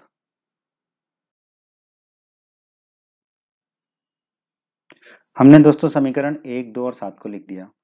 अब समीकरण 1, 2 और 7 से क्या होगा, देखिए ए बी बराबर बी सी है समीकरण 7 में, देखिए तो ए बी बराबर बी सी लिख दिया। ठीक है, अब समीकरण 1 में देखिए ए बी सी डी के भी बराबर है, तो ए बी बराबर बी सी बराबर सी डी होगा। ठीक है, अब समीकरण 2 में देखिए बी सी के बराबर क्या है, ए डी। ठीक है, तो बी सी बराबर ए डी होगा, तो याद आएगा ए बी बराबर बी सी बराबर सी डी बराबर ए डी। यानी कि चतुर्भुज ए बी सी डी की चारों भुजाएं बराबर मिल गई हमको। चतुर्भुज ए बी सी डी की चारों भुजाएं समान लंबाई की हो गई। और चतुर्भुज ए बी सी डी क्या है हमारा, समांतर चतुर्भुज है। और हम जानते हैं दोस्तों कक्षा 9 में हमने पढ़ा है एक समांतर चतुर्भुज जिसमें सभी भुजाएं बराबर हो तो ऐसा चतुर्भुज क्या कहलाता है, सम चतुर्भुज कहलाता है। तो इसका मतलब एबीसीडी समांतर चतुर्भुज था, अब उसकी चारों भुजाओं की लंबाई बराबर हो गई है, तो एबीसीडी क्या हो जाएगा, सम चतुर्भुज हो जाएगा। तो अतः एबीसीडी एक सम चतुर्भुज है। तो हमें यही सिद्ध करना था कि अतः किसी वृत्त के परिगत समांतर चतुर्भुज सम चतुर्भुज होता है। तो हमने लिख दिया अतः किसी वृत्त के परिगत समांतर चतुर्भुज जो है वो सम चतुर्भुज होता है। यही हमें सिद्ध करना था, तो हम कह सकते हैं इति सिद्धम। प्रश्न 12 में दोस्तों हमसे पूछा है 4 सेंटीमीटर त्रिज्या वाले एक वृत्त के परिगत, ठीक है, ये एक वृत्त है जिसका केंद्र O है और इस वृत्त की त्रिज्या कितनी है, 4 सेंटीमीटर के परिगत एक त्रिभुज एबीसी इस प्रकार खींचा गया है। इसके परिगत एक त्रिभुज खींचा है एबीसी। ठीक है, वृत्त के परिगत एक त्रिभुज है एबीसी, इसका मतलब क्या है कि ये जो त्रिभुज है इसकी तीनों भुजाएं वृत्त को स्पर्श करती हैं। ठीक है, यही मतलब होता है परिगत का। ठीक है, तो वृत्त के परिगत एक त्रिभुज एबीसी खींचा गया है, यानी कि त्रिभुज की तीनों भुजाएं जो है वृत्त को स्पर्श करती हैं, यानी कि वृत्त की त्रिभुज की तीनों भुजाएं जो है वृत्त की स्पर्श रेखाएं हैं। कि रेखाखंड बीडी और डीसी ठीक है। तो रेखाखंड बीडी और डीसी जिनमें स्पर्श बिंदु डी द्वारा बीसी विभाजित है, ठीक है, डी स्पर्श बिंदु है जो बीसी को विभाजित करता है, की लंबाइयां क्रमशः 8 सेंटीमीटर और 6 सेंटीमीटर है। बीडी की लंबाई 8 सेंटीमीटर है और डीसी की लंबाई 6 सेंटीमीटर है। ये हमें प्रश्न में दिया गया है। तो हमसे प्रश्न में पूछा क्या है, भुजाएं ए बी और एसी ज्ञात कीजिए। ठीक है, तो हमें त्रिभुज की भुजा ए बी और भुजा एसी की लंबाई ज्ञात करनी है। तो दोस्तों मान लेते हैं कि भुजा एसी जो है वृत्त को बिंदु ई पर स्पर्श करती है। भुजा एसी ये है, ये वृत्त को जो जिस बिंदु पर स्पर्श कर रही है उसको मान लेते हैं बिंदु ई। ठीक है, और केंद्र ओ को और ई को जोड़ देते हैं। ठीक है, और हम मान लेते हैं कि भुजा ए बी जो है वृत्त को बिंदु एफ पर स्पर्श करती है और केंद्र ओ और एफ को भी जोड़ देते हैं। ठीक है, मिला देते हैं। मान लेते हैं कि ए की लंबाई x सेंटीमीटर है। मान लेते हैं ये जो ए है ये x सेंटीमीटर लंबा है। ठीक है, अब दोस्तों इस प्रश्न को हल करने के लिए हम प्रयोग करेंगे प्रमेय 10.2 का। प्रमेय 10.2 क्या कहती है दोस्तों, बाह्य बिंदु से वृत्त पर खींची गई स्पर्श रेखाओं की लंबाइयां बराबर होती हैं। ठीक है, तो इस प्रमेय का प्रयोग करेंगे। तो अब यहाँ पर ध्यान दीजिए, सी और सी डी वृत्त के बाह्य बिंदु सी से खींची गई दो स्पर्श रेखाएं हैं। देखो सी बिंदु क्या बाह्य बिंदु है, इससे दो स्पर्श रेखा जा रही हैं, सी और सी डी, सी और सी डी जा रही हैं। ठीक है, तो प्रमेय 10.2 के अनुसार एक बिंदु से जाने वाली स्पर्श रेखाओं की लंबाइयां बराबर होती हैं। तो सी और सी डी की लंबाई बराबर होगी, तो सी बराबर सी डी होगा। ठीक है, सी और सी डी बराबर होंगे, और सी डी कह लें या डीसी कह लें, वो कितना है हमारा 6 सेंटीमीटर। तो दोनों 6 सेंटीमीटर के बराबर होंगे, तो दोनों की लंबाई बराबर होगी। ठीक है, तो हमने लिख दिया सी को 6 सेंटीमीटर। ठीक है,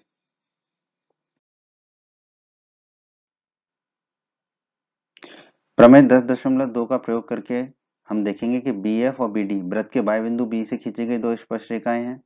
ठीक है, देखिए ये है बिंदु बी, यहाँ से दो स्पर्श रेखा जा रही है बी एफ और बी डी। ठीक है, अब प्रमेय 10.2 के अनुसार ये दोनों स्पर्श रेखाएं क्या होंगी, बराबर होंगी, क्योंकि वृत्त के बाह्य बिंदु से वृत्त पर खींची गई स्पर्श रेखाओं की लंबाइयां बराबर होती हैं। तो बी एफ और बी डी की लंबाई बराबर होगी। बी डी या कह लें डी बी, ये कितना है हमारा बी डी 8 सेंटीमीटर, तो बी एफ बराबर बी डी होगा जो कि 8 सेंटीमीटर के बराबर होगा। यानी कि बी एफ की लंबाई भी कितनी हो जाएगी, 8 सेंटीमीटर। ये दोनों बराबर होंगे आपस में, तो यहाँ पे हमने लिख दिया बी एफ की लंबाई 8 सेंटीमीटर। अब दोस्तों ए एफ और ए ई वृत्त के बाह्य बिंदु ए से खींची गई दो स्पर्श रेखाएं हैं। देखिए वृत्त के बाह्य बिंदु है एक ए, यहाँ से दो स्पर्श रेखाएं खींची गई हैं ए एफ और ए ई। ठीक है, तो ये दोनों भी बराबर होंगी। ठीक है, ए एफ और ए ई ये दोनों बराबर होंगी। क्यों, प्रमेय 10.2 से बाह्य बिंदु से वृत्त पर खींची गई स्पर्श रेखाओं की लंबाइयां बराबर होती हैं। तो हम कह सकते हैं कि ए एफ बराबर ए ई होगा, और ए ई कितना एक्स है, तो ए एफ बराबर ए ई बराबर एक्स लिख दिया हमने। ठीक है, दोनों बराबर है, तो ए एफ कितना हो जाएगा, ए एफ भी हमारा एक्स हो जाएगा। ठीक है, अब ध्यान दीजिए ए बी की लंबाई कितने की बराबर होगी, देखो ए बी की लंबाई ए एफ धन बी एफ, ये दोनों की लंबाई के बराबर होगा, तो हमने लिख दिया ए बी बराबर ए एफ धन बी एफ। अब दोस्तों हमें पता है ए एफ कितना है एक्स, तो ए एफ की जगह रख देंगे एक्स, और बी एफ कितना है 8, तो बी एफ की जगह रख देंगे 8, तो ए बी आ जाएगा हमारा एक्स धन 8। ठीक है, उसी प्रकार ए सी, देखिए ए सी ये लंबाई कितनी होगी, ए ई के बराबर धन सी, ए ई धन सी कर सकते हैं। ठीक है, तो ए सी बराबर लिख दिया हमने ए ई धन सी। अब देखिए ए ई कितना है एक्स है, तो ए ई की जगह लिख दिया एक्स धन सी कितना है 6, तो सी की जगह लिख दिया 6, तो ए सी आ गया एक्स धन 6। अब बीसी की लंबाई देख लेते हैं, बीसी की लंबाई कितनी होगी, बीसी की लंबाई होगी बीडी धन सीडी या डीसी, कुछ भी कह लें। ठीक है, तो हम लिख दिया बीसी बराबर बीडी धन सीडी।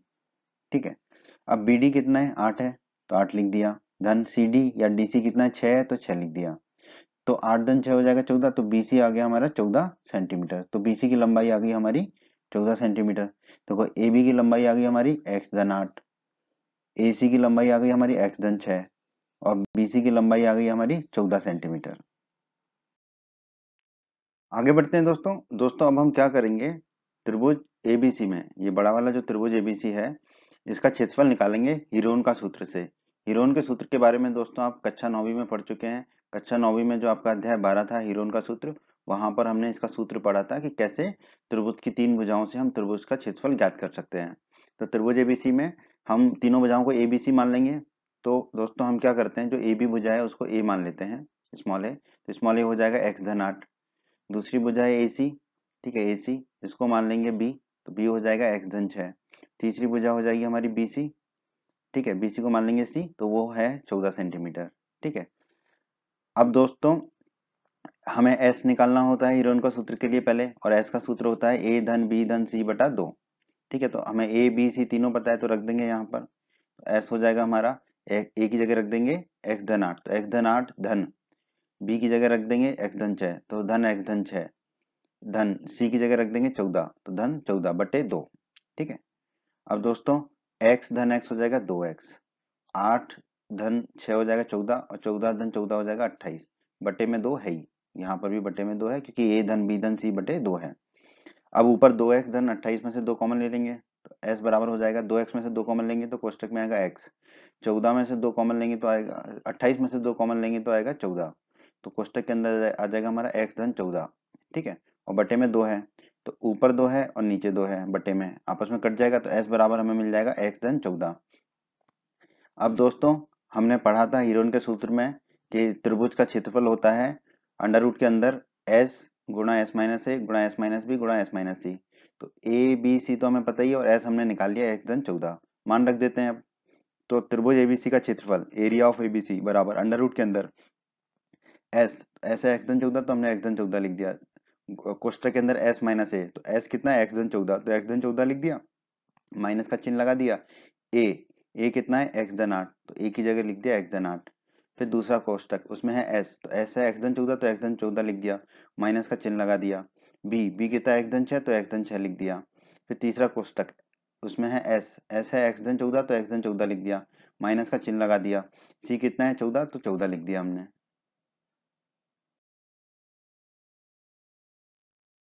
अब इसको हल कर लेते हैं दोस्तों। तो देखिए त्रिभुज एबीसी का क्षेत्रफल अंडर रूट के अंदर x धन 14 को तो x धन 14 ही लिख दिया हमने। अब ये देखिए ये x है धनात्मक, और ये ऋणात्मक x है, ये आपस में कट जाएगा, और 14 माइनस 8 कितना हो जाएगा दोस्तों 6, तो हमने लिख दिया 6। ठीक है, ये वाला 6। ठीक है, फिर ये इस दूसरे कोष्टक में देखिए ये धनात्मक x है और ये ऋणात्मक x है, ये आपस में कट जाएगा, तो 14 माइनस 6 कितना बचेगा 8, तो हमने लिख दिया 8। ठीक है, अब तीसरे कोष्टक में देखिए यहाँ पर x धन 14 माइनस 14, तो 14 में से 14 चला जाएगा तो कितना बचेगा x, तो हमने लिख दिया x। ठीक है, अब आगे बढ़ते हैं।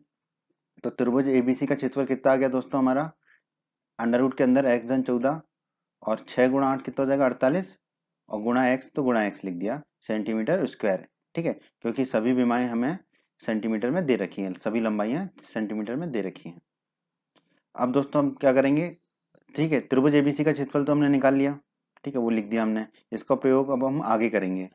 तो आगे बढ़ने के लिए हम क्या करेंगे, ओ ए को मिला देंगे। ठीक है, ओ ए को मिला दिया, ओ बी को मिला देंगे, ओ बी को मिला दिया, और ओ सी को मिला देंगे। ठीक है, इसको मिला दिया, रचना कर लिया हमने। अब ध्यान दीजिए यहाँ पर ओ डी ये वाला ओ डी, और ओ ई ये ओ ई, और ओ एफ ये तीनों बराबर होंगे 4 सेंटीमीटर के, क्योंकि ये 4 सेंटीमीटर त्रिज्या वाले वृत्त की एक त्रिज्याएं हैं, एक ही वृत्त की त्रिज्याएं हैं, और इस वृत्त की त्रिज्या कितनी दे रखी है हमें प्रश्न में 4 सेंटीमीटर। तो ओ डी ओ ई और ओ एफ ये तीनों 4 सेंटीमीटर के होंगे। और दोस्तों हम जानते हैं किसी भी त्रिभुज का क्षेत्रफल होता है 1/2 आधार गुणा लंब। ठीक है, त्रिभुज का क्षेत्रफल होता है 1/2 आधार गुणा लंब, या आधार गुणा ऊंचाई हम कहते हैं उसे। आगे बढ़ते हैं दोस्तों। अब हम त्रिभुज के क्षेत्रफल बराबर 1/2 गुणा आधार गुणा लंब का प्रयोग करेंगे। ठीक है, तो त्रिभुज ओबीसी का क्षेत्रफल, त्रिभुज ओबीसी ये नीले रंग का त्रिभुज है, इसका क्षेत्रफल क्या होगा, इसका आधार 1/2 गुणा आधार गुणा लंब। ठीक है, तो 1/2 लिख दिया, आधार क्या होगा इसका दोस्तों बीसी, तो आधार हमने बीसी ले लिया, तो बीसी पर लंब क्या होगा ओडी। ठीक है, तो हमने लिख दिया त्रिभुज ओबीसी का क्षेत्रफल बराबर 1/2 गुणा आधार की जगह बीसी गुणा लंब की जगह ओडी। ठीक है, अब हम इनके मान रख देंगे, तो त्रिभुज ओबीसी का क्षेत्रफल आ जाएगा 1/2, बीसी कितना है दोस्तों 8 धन 6 14, 14 है, गुणा ओडी, ओडी क्या है वृत्त की त्रिज्या है, यहाँ पे भी लिखा हुआ है ओडी, तो वृत्त की त्रिज्या कितनी है 4 सेंटीमीटर, तो ओडी की जगह रख दिया हमने 4 सेंटीमीटर। अब 14 गुणा 4 हो गया 56, तो ये आ गया 1/2 गुणा 56, 56 में 2 का भाग देंगे तो आ जाएगा 28, तो त्रिभुज ओबीसी का क्षेत्रफल आ जाएगा 28 सेंटीमीटर स्क्वायर। अब बात कर लेते हैं त्रिभुज ओएबी के क्षेत्रफल की। तो त्रिभुज ओएबी ये वाला त्रिभुज है बैगनी रंग वाला। ठीक है, इसमें हमने आधार मान लिया है एबी को। ठीक है, ये एबी आधार हो गया है। ठीक है, तो इस आधार पर लंब क्या होगा ओ एफ। ठीक है। तो त्रिभुज ओ ए बी का क्षेत्रफल हो जाएगा 1/2 गुणा आधार गुणा लंब यानी कि आधार ए बी गुणा लंब यानी कि ओ एफ। हम मान रख देते हैं। तो त्रिभुज ओ ए बी का क्षेत्रफल बराबर 1/2 को 1/2 लिखा। ए बी कितना हो जाएगा x धन 8, तो ए बी है x धन 8 गुणा ओ एफ। ओ एफ क्या है? वृत्त की त्रिज्या। ठीक है, यहाँ पर भी देखिए ओ एफ की जगह रख देंगे 4 सेंटीमीटर। ठीक है, अब 4 में 2 का भाग देंगे तो 2 बचेगा। तो त्रिभुज ए बी का क्षेत्रफल आ जाएगा x धन 8 गुणा 2। इस 4 में ये 2 का भाग चला जाएगा। ठीक है, अब इसको हल कर लेते हैं थोड़ा सा। ठीक है, तो त्रिभुज ए बी का क्षेत्रफल कितना आ जाएगा? x गुणा 2 हो जाएगा 2x धन 8 गुणा 2 हो जाएगा 16। तो ये हो जाएगा 2x धन 16 सेंटीमीटर स्क्वायर।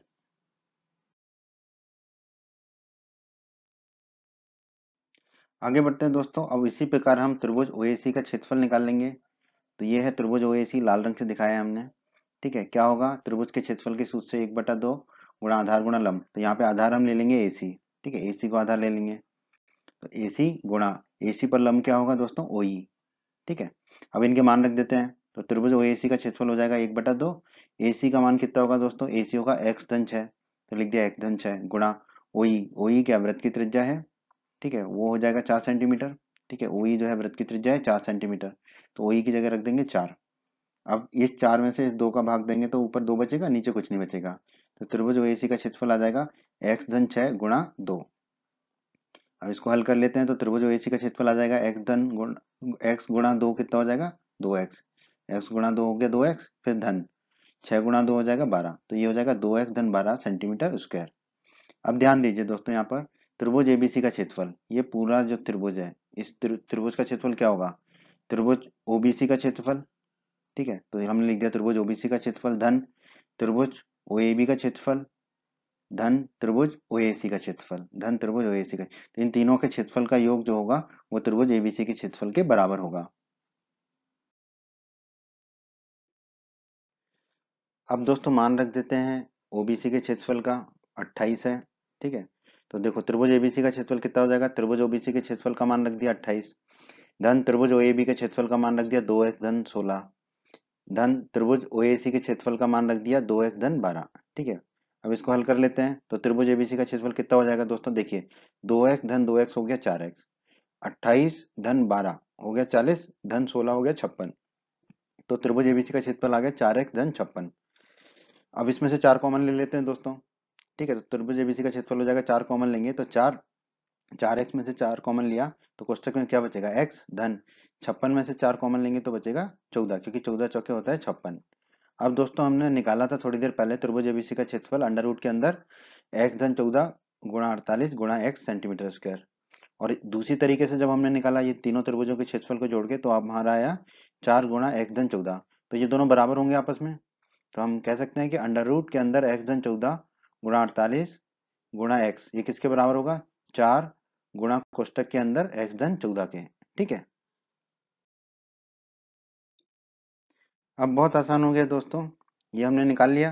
अब अंडर रूट को हमें हटाना है तो दोनों तरफ वर्ग ले लेते हैं। ठीक है, तो अंडर रूट का वर्ग करेंगे तो अंडर रूट हट जाएगा, तो बचेगा x धन 14 गुणा 48 गुणा x बराबर दाईं तरफ वर्ग लेंगे तो 4 का वर्ग गुणा x धन 14 का वर्ग। अब देखिए बाईं तरफ को तो हमने वैसे ही रख दिया, 4 का वर्ग हो जाएगा 16 और x धन 14 के वर्ग को लिख सकते हैं हम x धन 14 गुणा x धन 14। ऐसा क्यों किया?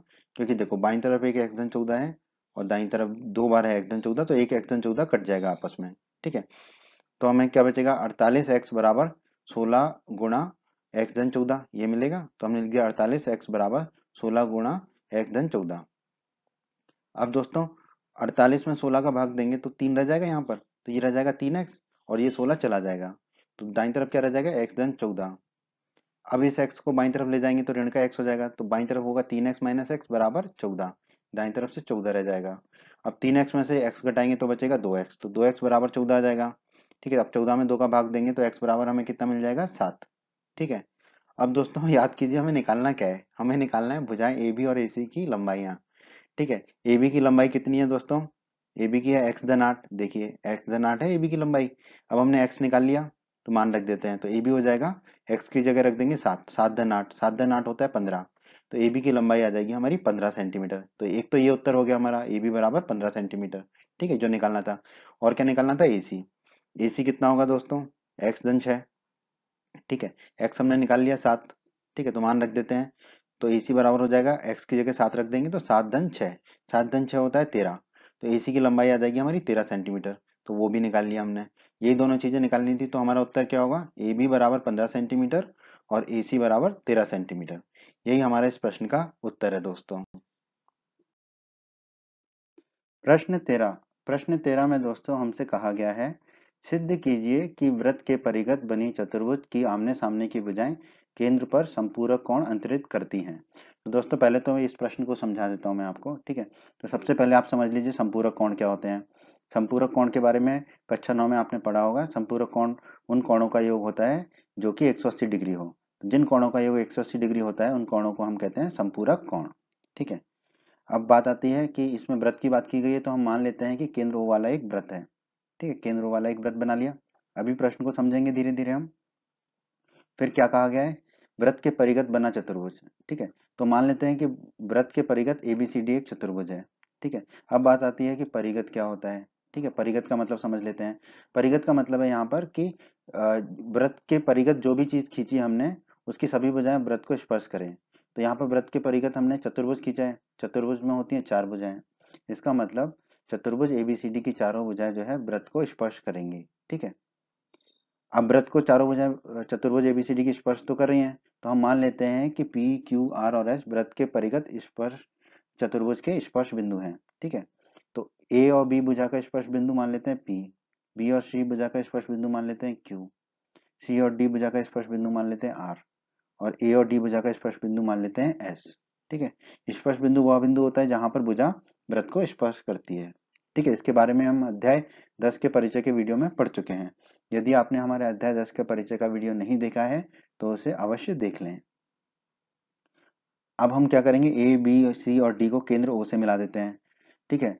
तो शीर्ष ए को केंद्र ओ से मिला दिया, फिर शीर्ष बी को केंद्र ओ से मिला दिया, शीर्ष सी को केंद्र ओ से मिला दिया और शीर्ष डी को केंद्र ओ से मिला दिया, ठीक है। ये हमने रचना कर ली, ठीक है। अब हमें जो क्या सिद्ध करना है उसके बारे में चर्चा कर लेते हैं। हमें सिद्ध करना है व्रत के परिगत बनी चतुर्भुज, ठीक है। तो व्रत के परिगत चतुर्भुज बना लिया कि आमने सामने की भुजाएं। अब यहाँ पर देखिए आमने सामने की भुजाएं कौन कौन सी, ए बी और सी डी हैं और बी सी और ए डी हैं। तो पहले हम ए बी और सी डी की बात कर लेते हैं कि आमने सामने की भुजाएं केंद्र पर संपूरक कोण अंतरित करती हैं। इसका मतलब है कि ए बी और सी डी जो आमने सामने की भुजाएं वो केंद्र पर संपूरक कोण अंतरित करेंगी।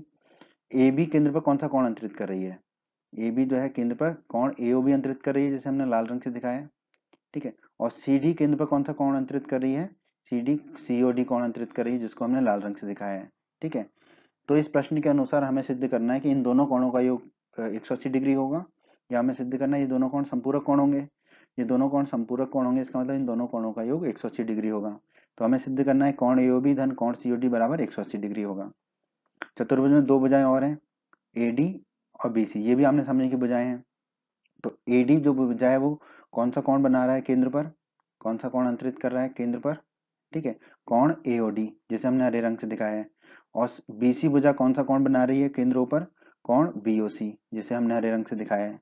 तो प्रश्न के अनुसार ये दोनों कोण, कोण एओडी और कोण बीओसी संपूरक कोण होंगे। संपूरक कोण होंगे मतलब इन दोनों कोणों का योग 180 डिग्री होगा। तो हमें सिद्ध करना है कि कोण एओडी धन कोण बीओसी, ये दोनों हरे कोण जो हैं वो 180 डिग्री के होंगे, ठीक है। तो ये था प्रश्न कि हमें क्या दिया गया है और हमें क्या सिद्ध करना है। अब हम प्रश्न को हल करते हैं। तो इस प्रश्न को हल करने के लिए जो हमें आवश्यकता होगी वो होगी प्रमेय 10.2 की। प्रमेय 10.2 का हमारे एक अलग से वीडियो है, उसे आप अवश्य देखें। उस वीडियो में हमने सिद्ध किया था कि बाह्य बिंदु से वृत्त पर खींची गई स्पर्श रेखाओं की लंबाइयां बराबर होती हैं। तो अब हम इस प्रमेय का प्रयोग करेंगे इस प्रश्न को हल करने के लिए। तो आइए दोस्तों प्रमेय 10.2 का प्रयोग करते हैं। तो दोस्तों यहाँ पर ध्यान दीजिए, एपी और एएस वृत्त के बाह्य बिंदु ए से खींची गई दो स्पर्श रेखाएं हैं। वृत्त का बाह्य बिंदु ए हो गया, इससे दो स्पर्श रेखाएं खींची हैं एपी और एएस, ये दो स्पर्श रेखाएं होंगी, ठीक है। तो प्रमेय 10.2 के अनुसार एपी और एएस की लंबाई बराबर होगी। एपी और एएस बराबर लंबाई क्यों होंगे, क्योंकि वृत्त के किसी बाह्य बिंदु से खींची गई स्पर्श रेखाओं की लंबाइयां बराबर होती हैं। तो एपी और एएस बराबर होंगे, इसे मान लेते हैं हम समीकरण 1। उसी प्रकार दोस्तों बीपी और बीक्यू वृत्त के बाह्य बिंदु बी से खींची गई दो स्पर्श रेखाएं हैं। बी जो है वृत्त का बाह्य बिंदु है, इससे दो स्पर्श रेखा जा रही है बीपी और बीक्यू, ठीक है। तो प्रमेय 10.2 के अनुसार ये दोनों बराबर होंगे, बीपी बराबर बीक्यू होगा, इसे दोस्तों हम मान लेंगे समीकरण 2। ठीक इसी प्रकार दोस्तों CR और CQ वृत्त के बाह्य बिंदु C से खींची गई दो स्पर्श रेखाएं हैं। C जो है वृत्त का बाह्य बिंदु है, इससे दो स्पर्श रेखाएं खींची गई हैं CR और CQ। ठीक है, CR और CQ, तो ये दोनों आपस में बराबर होंगी। प्रमेय 10.2 से CR बराबर CQ होगा। ठीक है, इन दोनों की लंबाई बराबर होगी आपस में। इसे हम कह देंगे दोस्तों समीकरण 3। ठीक इसी प्रकार दोस्तों DR और DS वृत्त के बाह्य बिंदु D से खींची गई दो स्पर्श रेखाएं हैं। D जो है वृत्त का बाह्य बिंदु है, इससे दो स्पर्श रेखाएं जा रही हैं DR और DS। तो प्रमेय 10.2 के अनुसार ये दोनों आपस में बराबर होंगी। DR बराबर DS होगा, दोनों की लंबाई आपस में बराबर होगी। इसे कह देंगे दोस्तों हम समीकरण 4।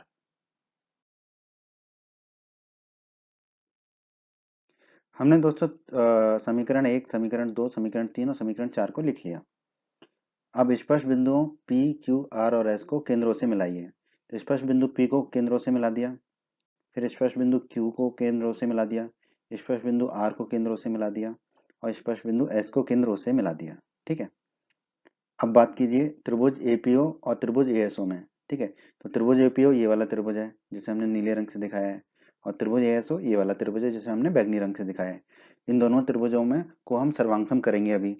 ठीक है, तो देखिए AP बराबर AS, AP और AS समीकरण 1 में हमने बराबर निकाला था, तो हमने लिख दिया AP बराबर AS समीकरण 1 से। ठीक है, AP और AS दोनों बराबर थे, बाह्य बिंदु से खींची गई दो स्पर्श रेखाएं ए से। ठीक है, तो AP बराबर AS हो गया हमारा समीकरण 1 से।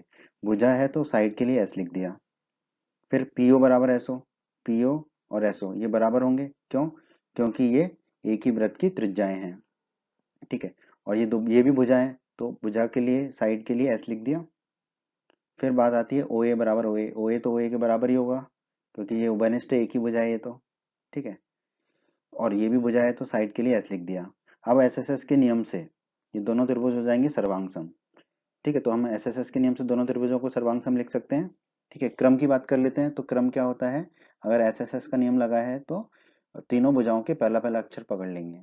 तो APO जिसे लाल रंग से दिखाया हमने, तो त्रिभुज APO सर्वांगसम होगा, दाईं तरफ भी पहला पहला अक्षर जो लाल रंग से दिखाया हमने ASO, तो त्रिभुज APO सर्वांगसम होगा त्रिभुज ASO के। अब अगर ये दोनों त्रिभुज सर्वांगसम है तो इनके संगत भाग बराबर होंगे। अगर संगत भाग बराबर है मतलब कि संगत कोण भी बराबर होंगे, जिसे हम अंग्रेजी में कहते हैं CPCT। तो CPCT के नियम से कोण AOP बराबर होगा कोण AOS के। अब कैसे, देखो पहले अक्षर को तो पहले लिख दिया A को, और फिर दूसरे तीसरे अक्षर को आपस में बदल दिया, तो ये हो गया कोण AOP। ठीक है, तो दाईं तरफ भी वैसे ही करना पड़ेगा। तो पहला अक्षर A है तो A को ऐसे ही लिख दिया, SO को आपस में बदल देंगे तो हो जाएगा OS। तो कोण AOP बराबर हो जाएगा कोण AOS। कोण AOP बराबर कोण AOS। कोण AOP ये वाला कोण है और कोण AOS ये वाला कोण है। ठीक है, तो ये दोनों कोण आपस में बराबर हो गए, कोण AOP बराबर मिल गया हमें कोण AOS। इसे दोस्तों हम कह देंगे समीकरण 5। इसी विधि से दोस्तों अब हम देखेंगे त्रिभुज BPO और त्रिभुज BQO में। ठीक है, तो ये वाला जो है वो ये है त्रिभुज BPO नीला वाला, और बैगनी वाला है त्रिभुज हमारा BQO। ठीक है, ये दोनों त्रिभुज भी सर्वांगसम होंगे, कैसे वो देख लेते हैं। BP बराबर BQ, देखिए समीकरण 2 में BP बराबर BQ हमने निकाला था, तो हमने लिख दिया BP बराबर BQ समीकरण 2 से। BP और BQ आपस में बराबर होंगे, और ये भुजा है तो साइड के लिए S लिख दिया। फिर PO बराबर QO, PO और QO क्या है, वृत्त की त्रिज्याएं हैं, तो ये दोनों आपस में बराबर होंगी। तो हमने लिख दिया कारण एक ही वृत्त की त्रिज्याएं हैं तो आपस में बराबर होंगी, तो ये भी भुजाएं हैं तो S लिख दिया साइड के लिए। फिर OB तो OB के बराबर होगा क्योंकि ये उभयनिष्ठ है। ठीक है, तो OB OB के बराबर हो गया। ठीक है, ये भी भुजा है तो S लिख दिया साइड के लिए। तो अब SSS के नियम से ये दोनों त्रिभुज हो जाएंगे सर्वांगसम। तो हमने लिख दिया SSS के नियम से दोनों त्रिभुज हो गए सर्वांगसम। क्रम क्या होगा, SSS का नियम लगा है भुजा भुजा भुजा का, तो तीनों भुजाओं का पहला पहला अक्षर पकड़ लेते हैं। तो लाल रंग से दिखा रखा है हमने, तो BPO, तो त्रिभुज BPO सर्वांगसम होगा, दाईं तरफ भी पहला पहला अक्षर पकड़ लिए लाल रंग वाला, तो त्रिभुज BQO, तो त्रिभुज BPO सर्वांगसम होगा त्रिभुज BQO के। और तो ये दोनों त्रिभुज हो गए दोस्तों सर्वांगसम। और हम जानते हैं यदि दो त्रिभुज सर्वांगसम है तो उनके संगत भाग बराबर होते हैं, जिसे हम लिखते हैं CPCT। तो इसका मतलब है इन दोनों त्रिभुजों के संगत कोण भी बराबर होंगे। अब बात आती है क्रम की, कोण का क्रम क्या होगा। देखो पहला अक्षर तो वैसे ही रखा B, फिर दूसरे तीसरे अक्षर को आपस में बदल दिया, तो PO का हो गया OP। तो कोण BOP बराबर, दाईं तरफ भी वैसे ही करना पड़ेगा, पहला अक्षर वही लिखा B, फिर QO को आपस में बदल दिया तो हो गया OQ। तो कोण BOP बराबर आ गया हमारा कोण BOQ। ठीक है, कोण बीओपी ये वाला कोण है लाल वाला, और कोण बीओक्यू हमारा है ये हरा वाला कोण। ये दोनों कोण आपस में बराबर होंगे, इसे हम कह देंगे दोस्तों समीकरण 6। कोण बीओपी बराबर कोण बीओक्यू को कह देंगे समीकरण 6। उसी प्रकार दोस्तों बात कर लेते हैं त्रिभुज सीआरओ और त्रिभुज सीक्यूओ में। ठीक है, तो ये है दोस्तों त्रिभुज सीआरओ, नीले रंग से दिखाया है हमने। ठीक है, और ये है हमारा त्रिभुज सीक्यूओ जिसे बैंगनी रंग से दिखाया है। अब ये दोनों त्रिभुज सर्वांग सम होंगे, उसको हम देख लेते हैं कैसे। सी आर बराबर सी क्यू, सी आर और सी क्यू बराबर है, हमने समीकरण 3 में निकाला था, तो हमने लिख दिया सी आर और सी क्यू आपस में बराबर है।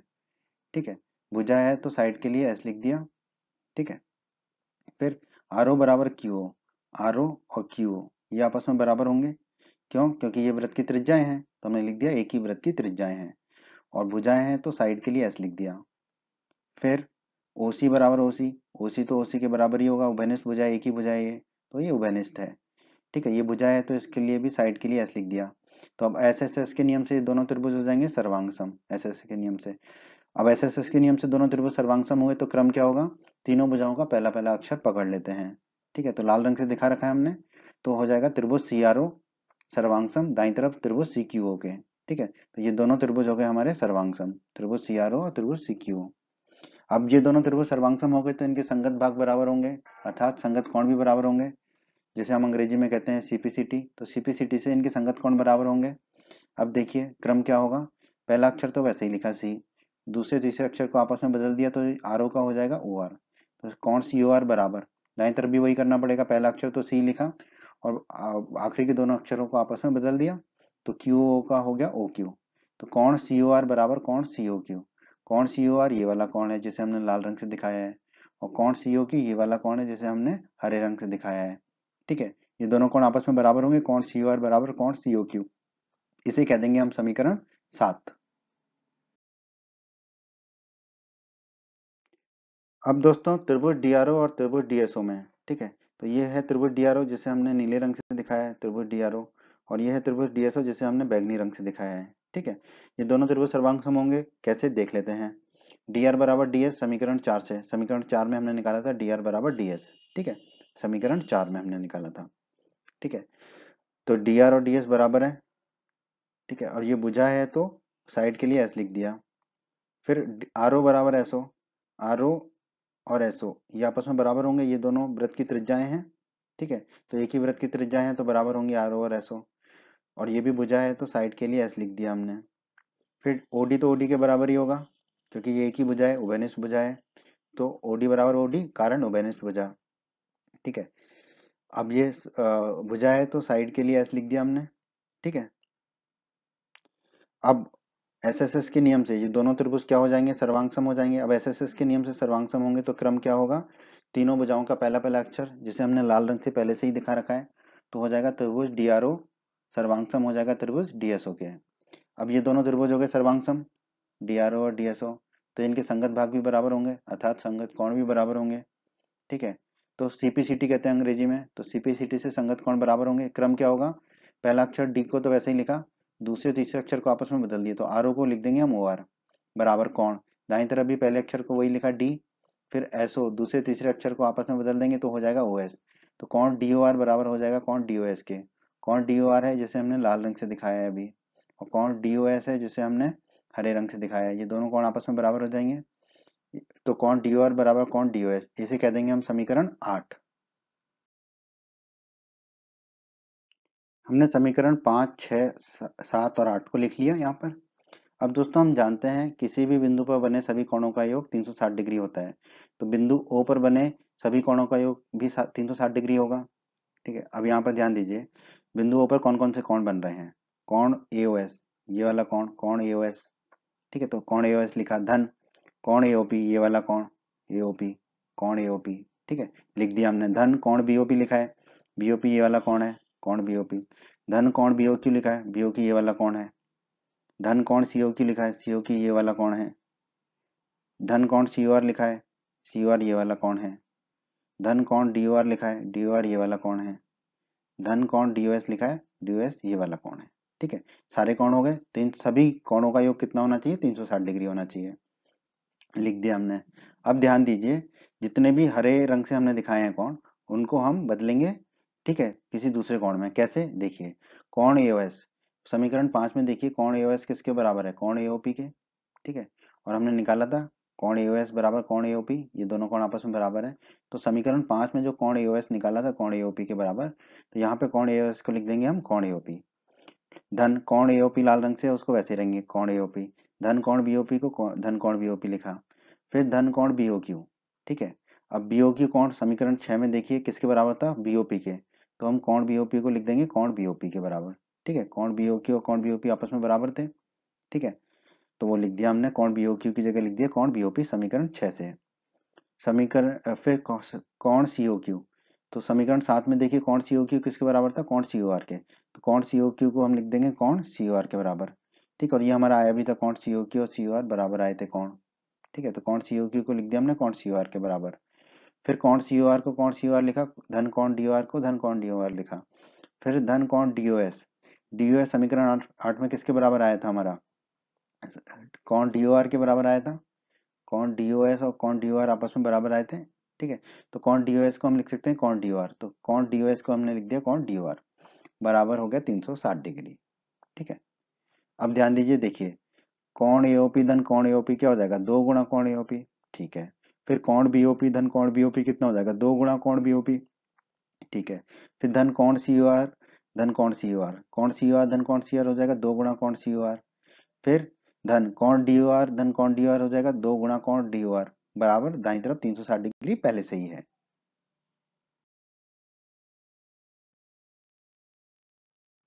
अब इसको आगे हल कर लेते हैं दोस्तों। तो आप देखिए, दो गुणा कॉन एओपी धन 2 गुणा कॉन बीओपी, इन दोनों में 2 कॉमन ले लिया, तो कोष्टक के अंदर क्या आ जाएगा, कॉन एओपी धन कॉन बीओपी। फिर बाकी के 2 कोणों को देख लेते हैं, 2 गुणा कॉन सीओआर धन 2 गुणा कॉन डीओआर, इसको मैं से भी 2 कॉमन ले लिया, तो कोष्टक में आ जाएगा कॉन सीओआर धन कॉन डीओआर बराबर 360 डिग्री है, ठीक है। अब ध्यान दीजिए, 2 को तो 2 ही लिखा हमने, कॉन एओपी धन कॉन बीओपी, कॉन एओपी धन कॉन बीओपी, इन दोनों कोणों को जोड़ देंगे तो कॉन एओबी बन जाता है, तो कॉन एओपी धन कॉन बीओपी को लिख दिया हमने कॉन एओबी, ठीक है, धन 2 को 2 लिखा, कोष्टक के अंदर है कॉन सीओआर धन कॉन डीओआर, तो देखिए कॉन सीओआर और कॉन डीओआर इन दोनों को जोड़ेंगे तो बन जाएगा कॉन सीओडी, तो कॉन सीओआर धन कॉन डीओआर को लिख दिया हमने कॉन सीओडी बराबर में है 360 डिग्री। अब इन दोनों में से भी 2 कॉमन ले लेंगे, 2 कॉमन आएगा तो हमारा कोष्टक के अंदर क्या बचेगा, कॉन एओबी धन कॉन सीओडी बराबर 360 डिग्री, ठीक है। अब 360 डिग्री में 2 का भाग देंगे इसका, तो बचेगा 180 डिग्री, बाईं तरफ क्या रह जाएगा, कॉन एओबी धन कॉन सीओडी बराबर दाईं तरफ इस 360 डिग्री में इस 2 का भाग गया तो बचा 180 डिग्री, तो आ गया कॉन एओबी धन कॉन सीओडी बराबर 180 डिग्री, ठीक है। तो कॉन एओबी ये वाला कौन है हमारा, और कॉन सीओडी ये वाला कौन है, इन दोनों कोणों का योग आ गया हमारा 180 डिग्री। तो पहली चीज तो हमने सिद्ध कर दी, ए बी से बना कोण और सी डी से बना कोण, आमने सामने की भुजाओं से बना कोण संपूरक कोण है, इन दोनों कोणों का योग 180 डिग्री आ गया, ठीक है। अब हम एडी और बीसी के लिए भी सिद्ध कर लेंगे, तो बिंदुओं पर बने सभी कोणों का योग कितना होगा, 360 डिग्री होगा, ठीक है, बिंदुओं पर बने सभी कोणों का योग 360 डिग्री होगा। अब यहाँ पे ध्यान दीजिए, कोण एओडी हरे रंग से दिखाया हमने, कोण एओडी धन कोण बीओसी ये वाला कोण बीओसी धन कोण एओबी और सीओडी, ठीक है, एओबी और सीओडी इन चारों कोणों का योग करेंगे तो 360 डिग्री आएगा, किसी भी बिंदु के सभी कोणों का योग 360 डिग्री होता है, ठीक है। अब ध्यान दीजिए, यहाँ पर कोण एओडी धन कोण बीओसी को तो वैसे ही लिख दिया हमने, धन कोण एओबी धन कोण सीओडी किसके बराबर है, यहाँ पर ध्यान दीजिए 180 डिग्री के, तो कोण एओबी धन कोण सीओडी को लिख देंगे हम 180 डिग्री बराबर 360 डिग्री, ठीक है, दाईं तरफ पहले से ही है। अब 180 डिग्री को ले जाएंगे हम दाईं तरफ, तो हमें मिलेगा कोण एओडी धन कोण बीओसी बराबर दाईं तरफ 360 डिग्री पहले से ही है, और ये 180 डिग्री दाईं तरफ गया तो माइनस का 180 डिग्री हो गया। अब कोण एओडी धन कोण बीओसी कितना हो जाएगा, 360 में से 180 घटाएंगे तो 180 डिग्री, ठीक है। तो कोण एओडी धन कोण बीओसी आ गया हमारा 180 डिग्री, इसका मतलब चतुर्भुज की आमने सामने की भुजाएं यानी कि एडी और बीसी केंद्र पर कितना कोण अंतरित कर रही हैं, संपूरक कोण, क्योंकि इन दोनों कोणों का योग कितना आ गया, 180 डिग्री आ गया, और यही हमें सिद्ध करना था इस प्रश्न में। तो हम कह सकते हैं इति सिद्धम, हमने सिद्ध कर दिया कोण एओबी धन कोण सीओडी बराबर 180 डिग्री और कोण एओडी धन कोण बीओसी बराबर 180 डिग्री। तो हम कह सकते हैं कि वृत्त के परिघत बने चतुर्भुज के आमने सामने की भुजाएं केंद्र पर समपूरक कोण अंतरित करती हैं।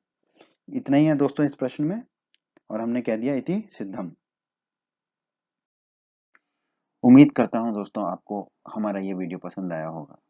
आप हमारे YouTube चैनल को सब्सक्राइब करें, इस वीडियो को लाइक करें, इस वीडियो को शेयर करें और अपने सभी हिंदी माध्यम के दोस्तों को हमारे चैनल के बारे में और हमारे वीडियो के बारे में बताएं, ताकि हिंदी माध्यम के अधिक से अधिक छात्र हमारे चैनल और वीडियोस का अधिक से अधिक लाभ ले सकें।